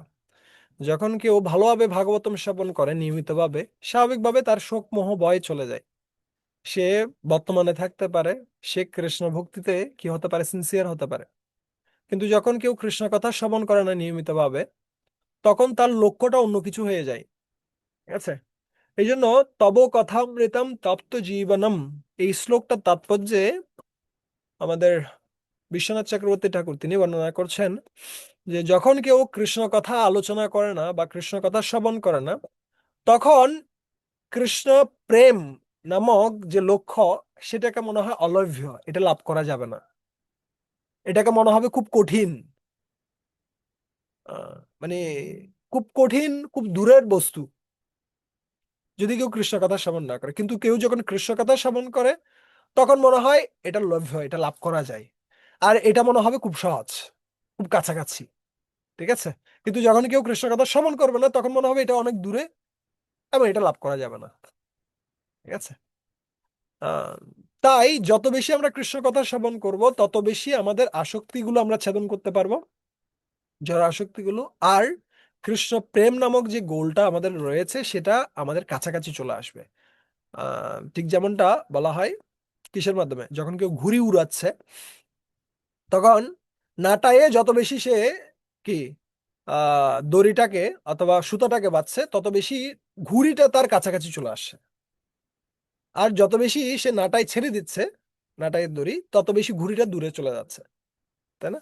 একইভাবে যত বেশি আমরা কৃষ্ণ বিষয়ক শুনছি, কৃষ্ণ বিষয়ক আমরা অধ্যয়ন করছি, কৃষ্ণের নাম রূপ গুণ লীলা, এই সমস্ত বিষয়গুলো যত বেশি আমরা আমাদের নাটাইয়ে কি করছি, যুক্ত করছি, তত বেশি কৃষ্ণ প্রেম নামক গোলটা আমাদের কাছাকাছি চলে আসবে। আর যত বেশি আমরা এগুলো থেকে দূরে সরে যাচ্ছি, তত কৃষ্ণ প্রেম নামক গোলটা বা লক্ষ্যটা আমাদের থেকে দূরে সরে যাবে। ঠিক আছে, তাই শিলা প্রভুপাদ বারবার করে চৈতন্য চরিতামৃত খুব কঠিন ভাবে বর্ণনা করছেন যে যে সমস্ত ভক্তরা সত্যিকার অর্থেই কৃষ্ণ ভক্তিতে এগিয়ে যেতে চায়, তাদের নিয়মিতভাবে ভাগবতম, চৈতন্য চরিতামৃত, ভগবদ গীতা আদি শাস্ত্রগুলো কি করা উচিত, পুঙ্খানুপুঙ্খ ভাবে অধ্যয়ন করা উচিত। এটাতে কখনো অলস হওয়া উচিত নয়। সিদ্ধান্ত জানিতে চিত্তে না করো অলস, ইহা লাগি কৃষ্ণে হয় সুদৃঢ় মানস। ঠিক আছে, এটা একটা বিষয়। আর সপ্তম যে বিষয়টা সেটা হচ্ছে এক প্রকার জড়তা, অথবা কি বলা যায়, আহ সবকিছু আমি জানি, অথবা সবগুলো একই রকমই, যা পড়ি সব একই। আহ, ভাগবতম পড়লেও এটাও একই, অথবা ভক্ত সঙ্গ করলেও এটা একই। সে একই মঙ্গল আরতি, সে একই প্রসাদ পাওয়া, সে একই মন্দিরে যাওয়া, সবকিছু একই, নতুন কিছু নেই। বা কোনো একজন বক্তা কোনো একটা ক্লাস দিচ্ছে, ক্লাসে যে শ্লোক বলছে তার আগে আমি শ্লোকটা বলতে পারি। আমার কিসের প্রয়োজন রয়েছে ওই ক্লাসে যাওয়ার? আমাদের কাছে মনে হয় সবগুলো একই, সবগুলো সেই একই বিষয়। সবাই বলবে 4টা বিধিনিষেধ পালন করো, হরিনাম জপ করো, এছাড়া আর কিছু নেই এখানে। একই হরিনাম, একই, কিন্তু একই বিষয়গুলো থেকে আমরা প্রচুর পরিমাণে আনন্দ প্রাপ্ত হতে পারি যদি আমরা এগুলোর গভীরে যাই। ঠিক আছে। আমি এই যে এখন যখন শ্রীমদ্ ভাগবতম পড়ছি তৃতীয়বারের মতো, আমার কাছে মনে হচ্ছে এই প্রথম স্কন্ধটাই নতুন। এটা আসলেই আমি গত দুবারে যে যতটুকু না উপলব্ধি প্রাপ্ত হয়েছে, আমার কাছে মনে হচ্ছে পুরোপুরি নতুন। এমন কিছু বিষয় আমার চোখে পড়ছে যেটা আগে দুবারে চোখে পড়েনি, সম্পূর্ণরূপে নতুন। কৃষ্ণ ভাবনার প্রত্যেকটা বিষয়ে হচ্ছে নতুন। এই জন্য শ্রীমদ্ ভাগবতমের দশম স্কন্ধে খুব সুন্দর একটা শ্লোক রয়েছে যেখানে বর্ণনা করা হচ্ছে, আহ কি সেই শ্লোকটা ছিল যেখানে খুব সুন্দরভাবে বর্ণনা করা হচ্ছিল যে প্রত্যেকটা আহ মনে পড়ছে না আমার, কিন্তু প্রত্যেকটা মুহূর্তেই সেটা কি হয়, নতুন নতুন রূপ ধারণ করে। নব, মনে পড়ছে না, যাই হোক, কৃষ্ণের রূপটাই এরকম। আর কৃষ্ণ এবং গোপিকাদের মধ্যেও কি চলতে থাকে একটা, সবসময় কম্পিটিশন চলতে থাকে। কৃষ্ণ তার ভক্তদেরকে দেখে কি হন, সন্তুষ্ট হন, তখন তিনি আরো সুন্দর হন। আর সেই সৌন্দর্য দেখে আহ তার ভক্তরা অত্যন্ত সন্তুষ্ট হন, তারা সুন্দর হয়ে ওঠেন, তাদের দেখে কৃষ্ণ আরো সুন্দর হন। ঠিক আছে। এভাবে সবসময় একটা প্রতিযোগিতা চলতে থাকে। এই কৃষ্ণ ভাবনার প্রত্যেকটা লেভেলে হচ্ছে প্রতিযোগিতা। কিসের প্রতিযোগিতা? কিভাবে আমি কৃষ্ণকে সন্তুষ্ট করতে পারি। এবং অন্যরাও যখন কৃষ্ণকে সন্তুষ্ট করছেন তখন আমরা কি হব, আরো বেশি আনন্দিত হব। ঠিক আছে। লাস্ট যে বিষয় যার ফলে আমাদের কি হতে পারে, ভক্তিতে ঐকান্তিকতা নষ্ট হয়ে যেতে পারে, সেটা হচ্ছে অপরাধ। যখনই আমরা কি করছি, কোনো ভক্তের চরণে অপরাধ করছি, অথবা গুরুদেব বৈষ্ণবদের চরণে অপরাধ করছি, এর সাথে সাথে আমাদের যে কৃষ্ণ ভক্তির যে উন্নতির পথটা, যেটা আগে খুব সরল ছিল, সেটা খুব বাঁকা হয়ে যাবে, এবং সেটা অনেকগুলো কাঁটায় ভরে যাবে, অনেক কাঁটায় ভরে যাবে। আচ্ছা। আয়ু শ্রিয় যশো ধর্ম লোকান আশিষে এবচ হন্তি শ্রেয়াংসি সর্বাণি পুংস মহৎ অতিক্রম। যখনই কেউ মহৎ অতিক্রম করবে, মহাত্মাদের অপমান করবে বা তাদের সাথে খারাপ আচরণ করবে, সাথে সাথে কি হয়ে যাবে, আয়ু, শ্রিয়া, শ্রিয়া মানে হচ্ছে কি সৌন্দর্য বলা যেতে পারে, অথবা তার ঐশ্বর্য যা রয়েছে। আয়ু শ্রিয়া যশো, যশ, ধর্ম, ধর্ম হচ্ছে কি পরম ধর্ম হচ্ছে, সবাই পুংসাম পরো ধর্ম যথো ভক্তির আদর্শ, যে ভক্তি, পরম ধর্ম হচ্ছে ভক্তি। ঠিক আছে। সো আয়ু শ্রিয় যশো ধর্ম লোকান আশিস এবছা। লোকান, যতগুলো ব্যক্তি ওনার ফলোয়ার ছিলেন, এটাও চলে যাবে। আশিসা, অনেক ব্যক্তি থেকে আশীর্বাদ পেয়েছে, শিব, দুর্গা, কালী, বিভিন্ন ব্যক্তি থেকে আশীর্বাদ পেয়েছে, মুহূর্তের মধ্যে ধ্বংস হয়ে যাবে। তাও লোকান আশিসে এবছা হন্তি শ্রেয়াংশি শর্বাণী, যা যা শ্রেয় রয়েছে তার জীবনে সবগুলো মুহূর্তের মধ্যে ধ্বংস হয়ে যাবে। পুংস মহৎ অতিক্রমা, মহৎ অতিক্রম করার ফলে। এটা নারদ মুনি বর্ণনা করছেন, কাদেরকে দর্শন করে? নলকূপের মণিগ্রীবকে দর্শন করে, যারা নারদ মুনিকে দেখেছেন, কিন্তু তারা তাদের লজ্জা সংবরণ করেননি, অথবা তারা কোনো তেমন একটা ভ্রুক্ষেপ করেননি। ঠিক আছে। তো আসলেই আমরা যখন কি করছি না, কোনো কারণে মহাত্মাদের দেখে আমরা সন্তুষ্ট হচ্ছি না, অথবা মহাত্মাদের মনে হচ্ছে এরা সাধারণ মানুষ, প্রতিদিন দেখি একই ব্যক্তিগুলো, তখন আমাদের এই অতি পরিচয়াত অবজ্ঞাত খুব বেশি মাখামাখির ফলে আমাদের অবজ্ঞা শুরু হতে থাকে, আর অবজ্ঞার ফলেই আমাদের ভক্তি স্তব্ধ হয়ে যায়। আর এখানে বৃন্দাবনে বিশেষ করে কিসে, গোবর্ধন যাত্রায় একটা স্থান রয়েছে, সুরভি সুরভি কুণ্ডা, যেখানে ইন্দ্র আহ সুরভি দেবীর পেছনে পেছনে এসেছিলেন, এবং সেই কুণ্ডে সুরভি দেবী তিনি তার দুধ দিয়ে পূর্ণ করেছিলেন, সেখান থেকেই দুধ নিয়ে কি করা হয়েছিল, কৃষ্ণের অভিষেক করা হয়েছিল। তো সেই স্থানটা খুব গুরুত্বপূর্ণ অপরাধ থেকে মুক্ত হওয়ার জন্য। তো ওই স্থানের মাহাত্ম্য যখন আমি পড়ছিলাম, সেখানে একটা জায়গায় খুব আহ 6 ধরনের অপরাধের কথা বর্ণনা করছিলেন দীনবন্ধু প্রভু, কিন্তু একটা অপরাধের কথা বিশেষভাবে তিনি বলছিলেন, সেটা হচ্ছে কি আনন্দ না পাওয়া, ভক্তদের দর্শন করে আনন্দ না পাওয়া। এটা একটা অপরাধ, যেটা আমাদের বেশিরভাগ ক্ষেত্রে হয়ে থাকে। আমরা দেখছি ভক্তদের, কিন্তু আমাদের সাথে সাথে মনে পড়ে ওর খারাপ গুণগুলো, আরে এটা তো এরকম, ও তো এরকম, বা এর তো এই খারাপ বিষয়টা রয়েছে, অথবা ও এখন কি জন্য আসলো, আমার আবার রান্না করতে হবে। বা বিভিন্ন বিষয় আমাদের মধ্যে আসে, যেটার ফলে আমাদের কিন্তু কি হচ্ছে, আমাদের আধ্যাত্মিক যে স্বীকৃতি সেটা কি হচ্ছে, নিম্নগামী হচ্ছে। তাই আমাদের চেষ্টা করা উচিত অপরাধ থেকে মুক্ত হওয়ার। আহ, যখনই আমরা অপরাধ করছি তখন রাধারানী থেকে আমরা বিচ্ছিন্ন হচ্ছি, অপরাধ, রাধারানী থেকে আমরা কি হয়ে যাচ্ছে, দূরে সরে যাচ্ছে। আর রাধারানী থেকে দূরে সরে যাওয়া মানে হচ্ছে কি, আমাদের যে কৃপা শক্তি আমরা প্রাপ্ত হচ্ছিলাম কৃষ্ণ থেকে, সেটা থেকে আমরা বঞ্চিত হচ্ছি। আর রাধারানী আমাদের ভক্তিকে পুষ্ট করেন সাধারণত, আহ্লাদিনী শক্তি, আনন্দটাও চলে যাবে সম্পূর্ণরূপে, কৃষ্ণ ভক্তির যে আনন্দ। তাই আমাদের এই সমস্ত বিষয়গুলোতে খুব সিনসিয়ার হওয়া উচিত। এই নতুন বছরটিতে আমরা চেষ্টা করব, এখান থেকে কয়েকটা বিষয় নিয়ে আমরা চিন্তা করতে পারি, এই বিষয়গুলোতে আমরা সাবধান থাকব, বা আমরা আরো খুব ভালোভাবে ভক্তি করার প্রচেষ্টা করব, আমরা আরো বেশি কি হব, ঐকান্তিক ভাবে ভক্তি করার চেষ্টা করব, আহ, যেন আমরা ধীরে ধীরে এই অনন্ত নিবৃত্তির স্তর থেকে উপরে উঠে এসে নিষ্ঠা, রুচি এই সমস্ত স্তরে যেতে পারি। ঠিক আছে, আমরা যেন এই স্তরটাতে খুব বেশি দিন না থাকি। আর সেটা হবে যখন আমরা এই তীব্র ভক্তি যোগ খুব ভালোভাবে করব। কিন্তু কেউ যদি ভক্তি ছেড়ে দিয়ে অন্য কিছু করার চেষ্টা করছে, অথবা ভক্তি যোগের পন্থা অবলম্বন করেও ও ভালোভাবে ভক্তি করছে না, কোনো রকমে লেগে আছে, তাহলে সেটা হচ্ছে কেমন, সেটা হচ্ছে টিকিট, কেউ ধরেন লটারির টিকিট কিনেছে, টিকিটে সে জিতে গেছে, জিতে যাওয়ার পরে সে যখন এই টিকিটটা ভাঙাতে যাবে, তার আগে কি করে ফেলেছে, টিকিটটা ছিঁড়ে ফেলেছে। আরে, কোটি টাকা পেয়ে গেছো টিকিটে, আর টিকিটটা তুমি যে ভাঙাতে যাবে তার আগে তুমি ছিঁড়ে ফেললে, আরে লাভ কি হলো? আমাদের পরিস্থিতিও সেরকম।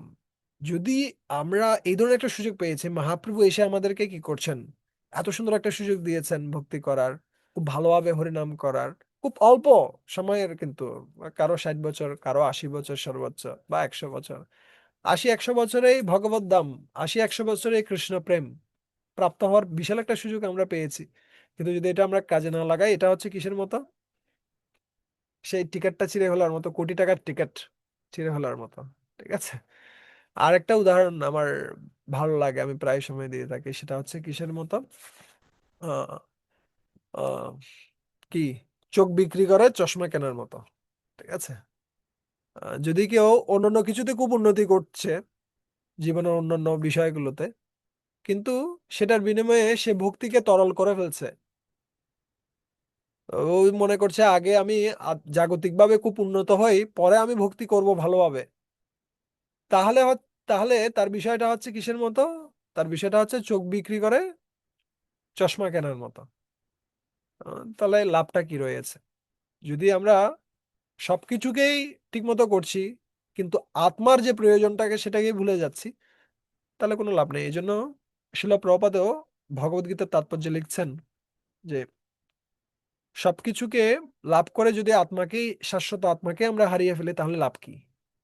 ঠিক আছে, তা আমাদের এই নতুন বছরটিতে আমাদের খুব জোরালোভাবে কি নেওয়া উচিত, পদক্ষেপ নেওয়া উচিত, প্রত্যেকের চিন্তা করা উচিত, অ্যাটলিস্ট কিছু সময় আমাদের নেওয়া উচিত, 5 মিনিট, 10 মিনিট, 20 মিনিট সময় নিয়ে আমাদের চিন্তা করা উচিত, এই নতুন বছরটিতে আমি কি পরিবর্তন করতে চাই, কি করলে আমার জীবনটা আরো বেশি কৃষ্ণময় হবে, আরো বেশি ভক্তিময় হবে, আরো বেশি আমি কৃষ্ণের কাছে এগিয়ে যেতে পারবো, এবং সেটার জন্য আমি কিভাবে প্রার্থনা করতে পারি।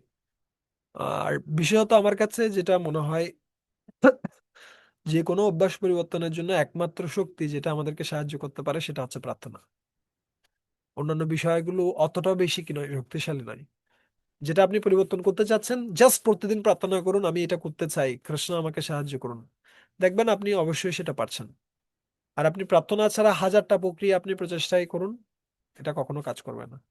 ঠিক আছে। আহ অনেক ধন্যবাদ আপনাদের সবাইকে আহ উপস্থিত থেকে কথাগুলো শ্রবণ করার জন্য। আমি জাস্ট কৃষ্ণ কথা বলার একটা সুযোগ পেলাম। আপনাদের কোনো প্রশ্ন থাকলে হ্যান্ড রেজ করেন, আমি জাস্ট সামারাইজ করি। তাহলে আমরা কি দিয়ে শুরু করছিলাম? আমরা মহাপ্রভু দিয়ে শুরু করছিলাম। কিভাবে মহাপ্রভু কৃষ্ণ প্রেম লাভ করেছেন, তার গুরুদেবের নির্দেশ অনুসারে কি করে জীবনযাপন করে। তা আমাদেরও গুরুদেবের নির্দেশ অনুসারে কি করা উচিত, জীবনযাপন করা উচিত। এবং আমরা দেখছিলাম গুরুদেব তখনই কৃতার্থ হন যখন তার শিষ্য শুদ্ধ ভক্তি লাভ করেন। মানে টাকা দিয়ে গুরুদেবকে আমরা সন্তুষ্ট করতে পারবো না। ঠিক আছে। আর সেই ভক্তিটা দুর্লভ কেন? কারণ স্বাভাবিকভাবে মানুষ ভক্তি করে কিন্তু তার আসক্তি নেই কৃষ্ণের প্রতি।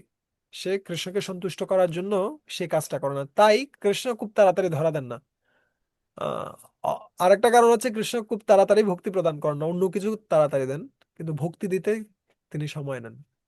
তারপরে আমরা দেখলাম যে রঘুগণের কাছ থেকে, জড়ভরত এবং রঘুগণের আলোচনা থেকে, যে কিভাবে ভক্তের চরণ ধুলার মাধ্যমে আমরা সিদ্ধি লাভ করতে পারি, অন্য কিছু নয়।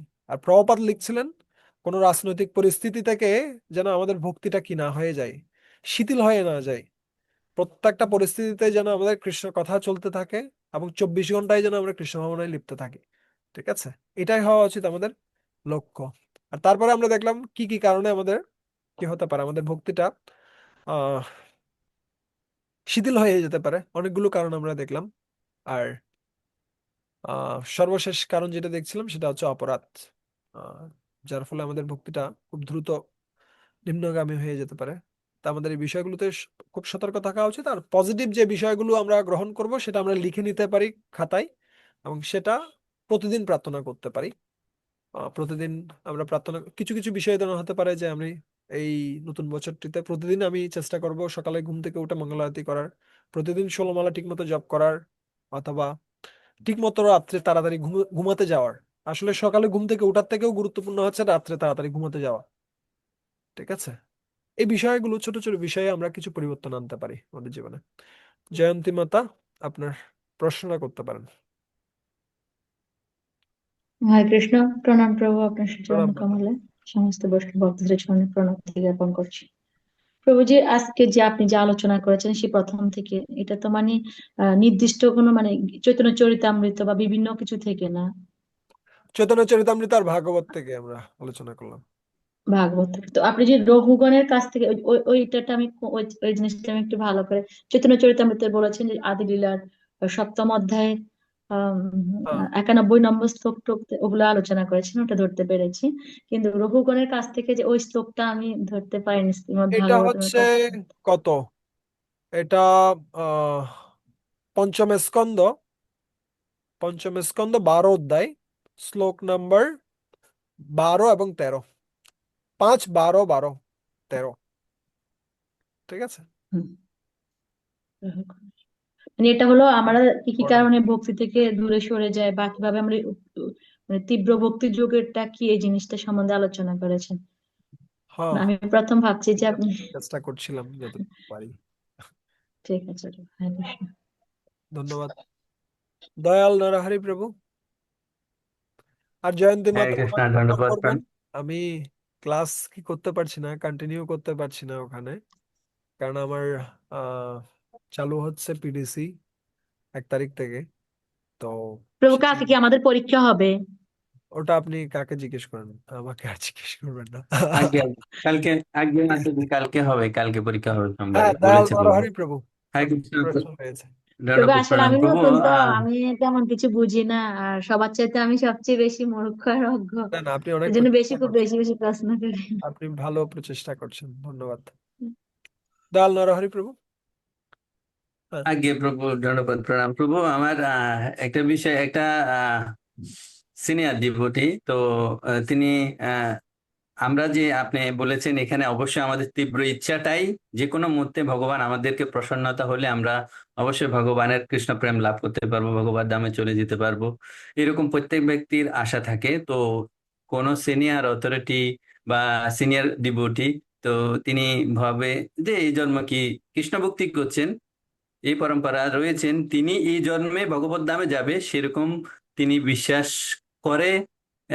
এটা মনে হচ্ছে না, তার আচরণে সবসময় বলে যে এক জন্মে কি যাওয়া যায়। তো সেটা প্রভু আমরা কিভাবে দেখবো, অপরাধ যেন না হয় সেটা কিভাবে ভালোভাবে গ্রহণ করতে পারবো? আসলে ভক্ত ভগবত ধামে যাওয়ার প্রতি খুব বেশি আসক্ত নয়। মম জন্মনি জন্মনীশ্বরে হুম। তা ভক্তিরা হেতুকতাই। আমি যেন যদি আগে। পুনর্জন্ম হয়ও আমি সম্পূর্ণরূপে কি আছি। তো যখন উনি ওইভাবে কথা বলছেন তখন আপনি মনে করবেন এটা মহাপ্রভুর কথাটাই উনি বলছেন। ঠিক আছে। মহাপ্রভু যে আপনি সম্পূর্ণরূপে কিসের হয়ে হ্যাঁ, ঠিক আছে। তো সেটা ঠিক আছে, মহাপ্রভু যেটা বলেছেন, হ্যাঁ এটা ঠিক আছে, তবে উনি এর থেকে একটু ব্যতিক্রম। অর্থাৎ তিনি কোন রকমে যে এই জন্মে যাবে ভগবত ধামে সেটা উনি এটা গুরুত্ব সহকারে দেখছে না। আহ সেটাকে কিভাবে আমরা গ্রহণ করব? এটা আহ আসলে আমাদের খুব বেশি সিরিয়াস হওয়া উচিত। এবং প্রভুপাদ ইয়াতেও বলছেন, প্রথম স্কন্ধের ষষ্ঠ অধ্যায় 26 নম্বর শ্লোকের তাৎপর্য প্রভুপাদ লিখছেন এটা, যে ভক্তদের একমাত্র কর্তব্য হচ্ছে ভগবত ধামে ফিরে যাওয়া এই জন্মেই। ঠিক আছে। এবং আরো অনেকগুলো জায়গাতে প্রভুপাদ এটা লিখছেন। তো আহ আমাদের প্রচেষ্টা করা উচিত, আমরা ভগবত ধামে যেতে চাই, আমরা জড়জগতের দুঃখ থেকে মুক্ত হওয়ার জন্য নয়, আমরা ভগবত ধামে যেতে চাই ভগবানের সেবা করার জন্য। ঠিক আছে। তো এটা হচ্ছে আমাদের মানসিকতা, বিশেষত। তো আমাদের সেটার জন্য প্রচেষ্টা করা উচিত, যেন আমরা কৃষ্ণ প্রেম লাভ করতে পারি, আমরা যেন সত্যিকার অর্থেই কৃষ্ণের সেবা লাভ করতে পারি।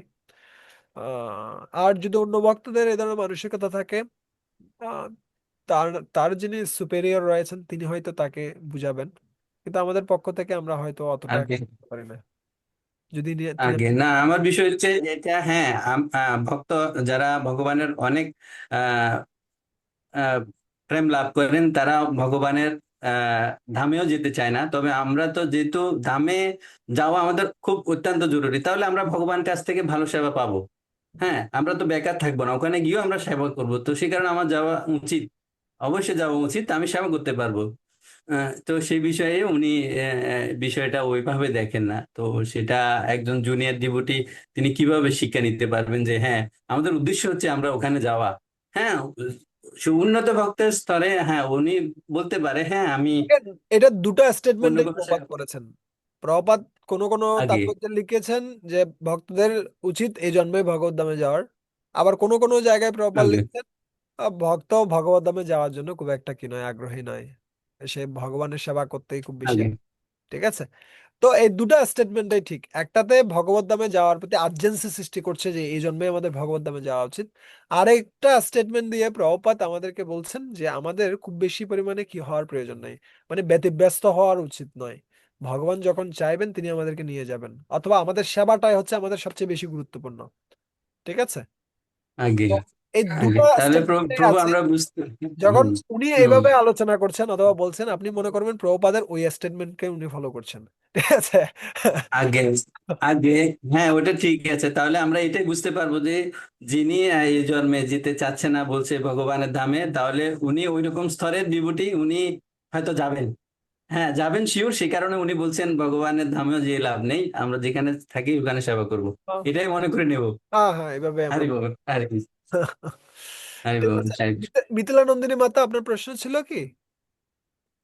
হরে কৃষ্ণ প্রভু প্রণাম। প্রশ্নটা হ্যাঁ, আমার এটাই ছিল যে আমরা কি নিয়ে ভক্তিটা করবো, যে এখন উত্তরটা পেয়েছিলাম এই কারণে হ্যান্ডেল লোয়ার করে দিয়েছিলাম প্রভু। মানে ওকে। আমাদের মনোভাবটা কি থাকবে প্রভু, যে আমরা তো ভগবত ধাম যাবো না, আমাদের টার্গেটটা কি থাকবে, আমাদের লক্ষ্যটা কি থাকবে, এটা আমাদের এখন আপনার লক্ষ্য আলোচনা কৃষ্ণ বুঝতে। প্রেম, আমাদের লক্ষ্য অন্য কিছু না। আমাদের প্রয়োজন হচ্ছে কৃষ্ণ প্রেম। ঠিক আছে। আমরা কৃষ্ণকে সন্তুষ্ট করতে চাই, আমরা কৃষ্ণের সেবা করতে চাই, আমরা অন্য কিছু চাই না। অন্যান্য জিনিসগুলো হচ্ছে স্বাভাবিকভাবে এটার সাথে সাথে আসবে। ঠিক যেমনি আমরা গাভী পালন করি কিসের জন্য? আমরা দুধ পাওয়ার জন্য। তাহলে আমরা গোবর এমনিতেই পাই, গোবরের জন্য প্রচেষ্টা করতে হয় না। একইভাবে যখন কেউ কৃষ্ণ প্রেমের জন্য প্রচেষ্টা করে, কৃষ্ণের সেবা করার জন্য প্রচেষ্টা করে, তখন এমনিতেই সে কৃষ্ণের ধামে ধাম প্রাপ্ত হওয়া, কৃষ্ণের মতো কি ঐশ্বর্য প্রাপ্ত হওয়া, অন্যান্য যা যা কিছু রয়েছে, সেই এমনিতে সেগুলো পেয়ে যায়। সেই মূল লক্ষ্যটা থাকে কৃষ্ণকে সন্তুষ্ট করা। ঠিক যেমনি কোন একজন ব্যক্তির হৃদয়কে জয় করা গেলে ওর পকেটটা এমনিতেই পাওয়া যায়, ঠিক আছে, পকেটটা নিয়ে এত চিন্তা করতে হয় না। আহ আমাদের চেষ্টা করতে হবে আচ্ছা, হৃদয়টাকে জয় করার, কৃষ্ণের হৃদয়কে। হ্যাঁ, ঠিক আছে, হরে ধন্যবাদ। কৃষ্ণ, প্রণাম। হরে কৃষ্ণ। আমি জানি না আবার কখন আমি ক্লাস দিতে পারবো, হয়তো আরো 1 বছর পরে, দেখা যাক কৃষ্ণ কখন চায়। ভালো থাকবেন। তবুও আপনি যখনই আধা ঘন্টা 20 মিনিট সুযোগ পাবেন, ইম্পর্টেন্ট এরকম কিছু গুহ্যতম ক্লাস আমাদেরকে প্রদান করবেন, আধা ঘন্টা 20 মিনিট এরকম করে। পার্মানেন্ট যদি নাও পারেন, সপ্তাহ 15 দিন পরে এরকম একটা গ্রুপে মেসেজ দিয়ে দিলে 20 মিনিট আধা ঘন্টা আপনি আমাদেরকে কৃপা করবেন, সেটা আমরা আশা করছি। আমাকে ক্ষমা করবেন আমার কথায় যদি কোনো কষ্ট পেয়ে থাকেন, আমার কঠিন কঠিন কথাগুলো নিয়ে আলোচনা করছি। ঠিক আছে, ভালো থাকেন, সুস্থ থাকেন। আমি আশা করছি এই কথাগুলো হয়তো আপনাদের কিছু না কিছু কাজে লেগেছে, এবং নতুন বছরটিতে নতুন ভাবে সাজানোর প্রচেষ্টা করুন জীবনটাকে, যেন আসলেই আমরা কৃষ্ণের দিকে এক পা এগিয়ে যাই এই নতুন বছরটিতে। ঠিক আছে, হরে কৃষ্ণ, প্রণাম।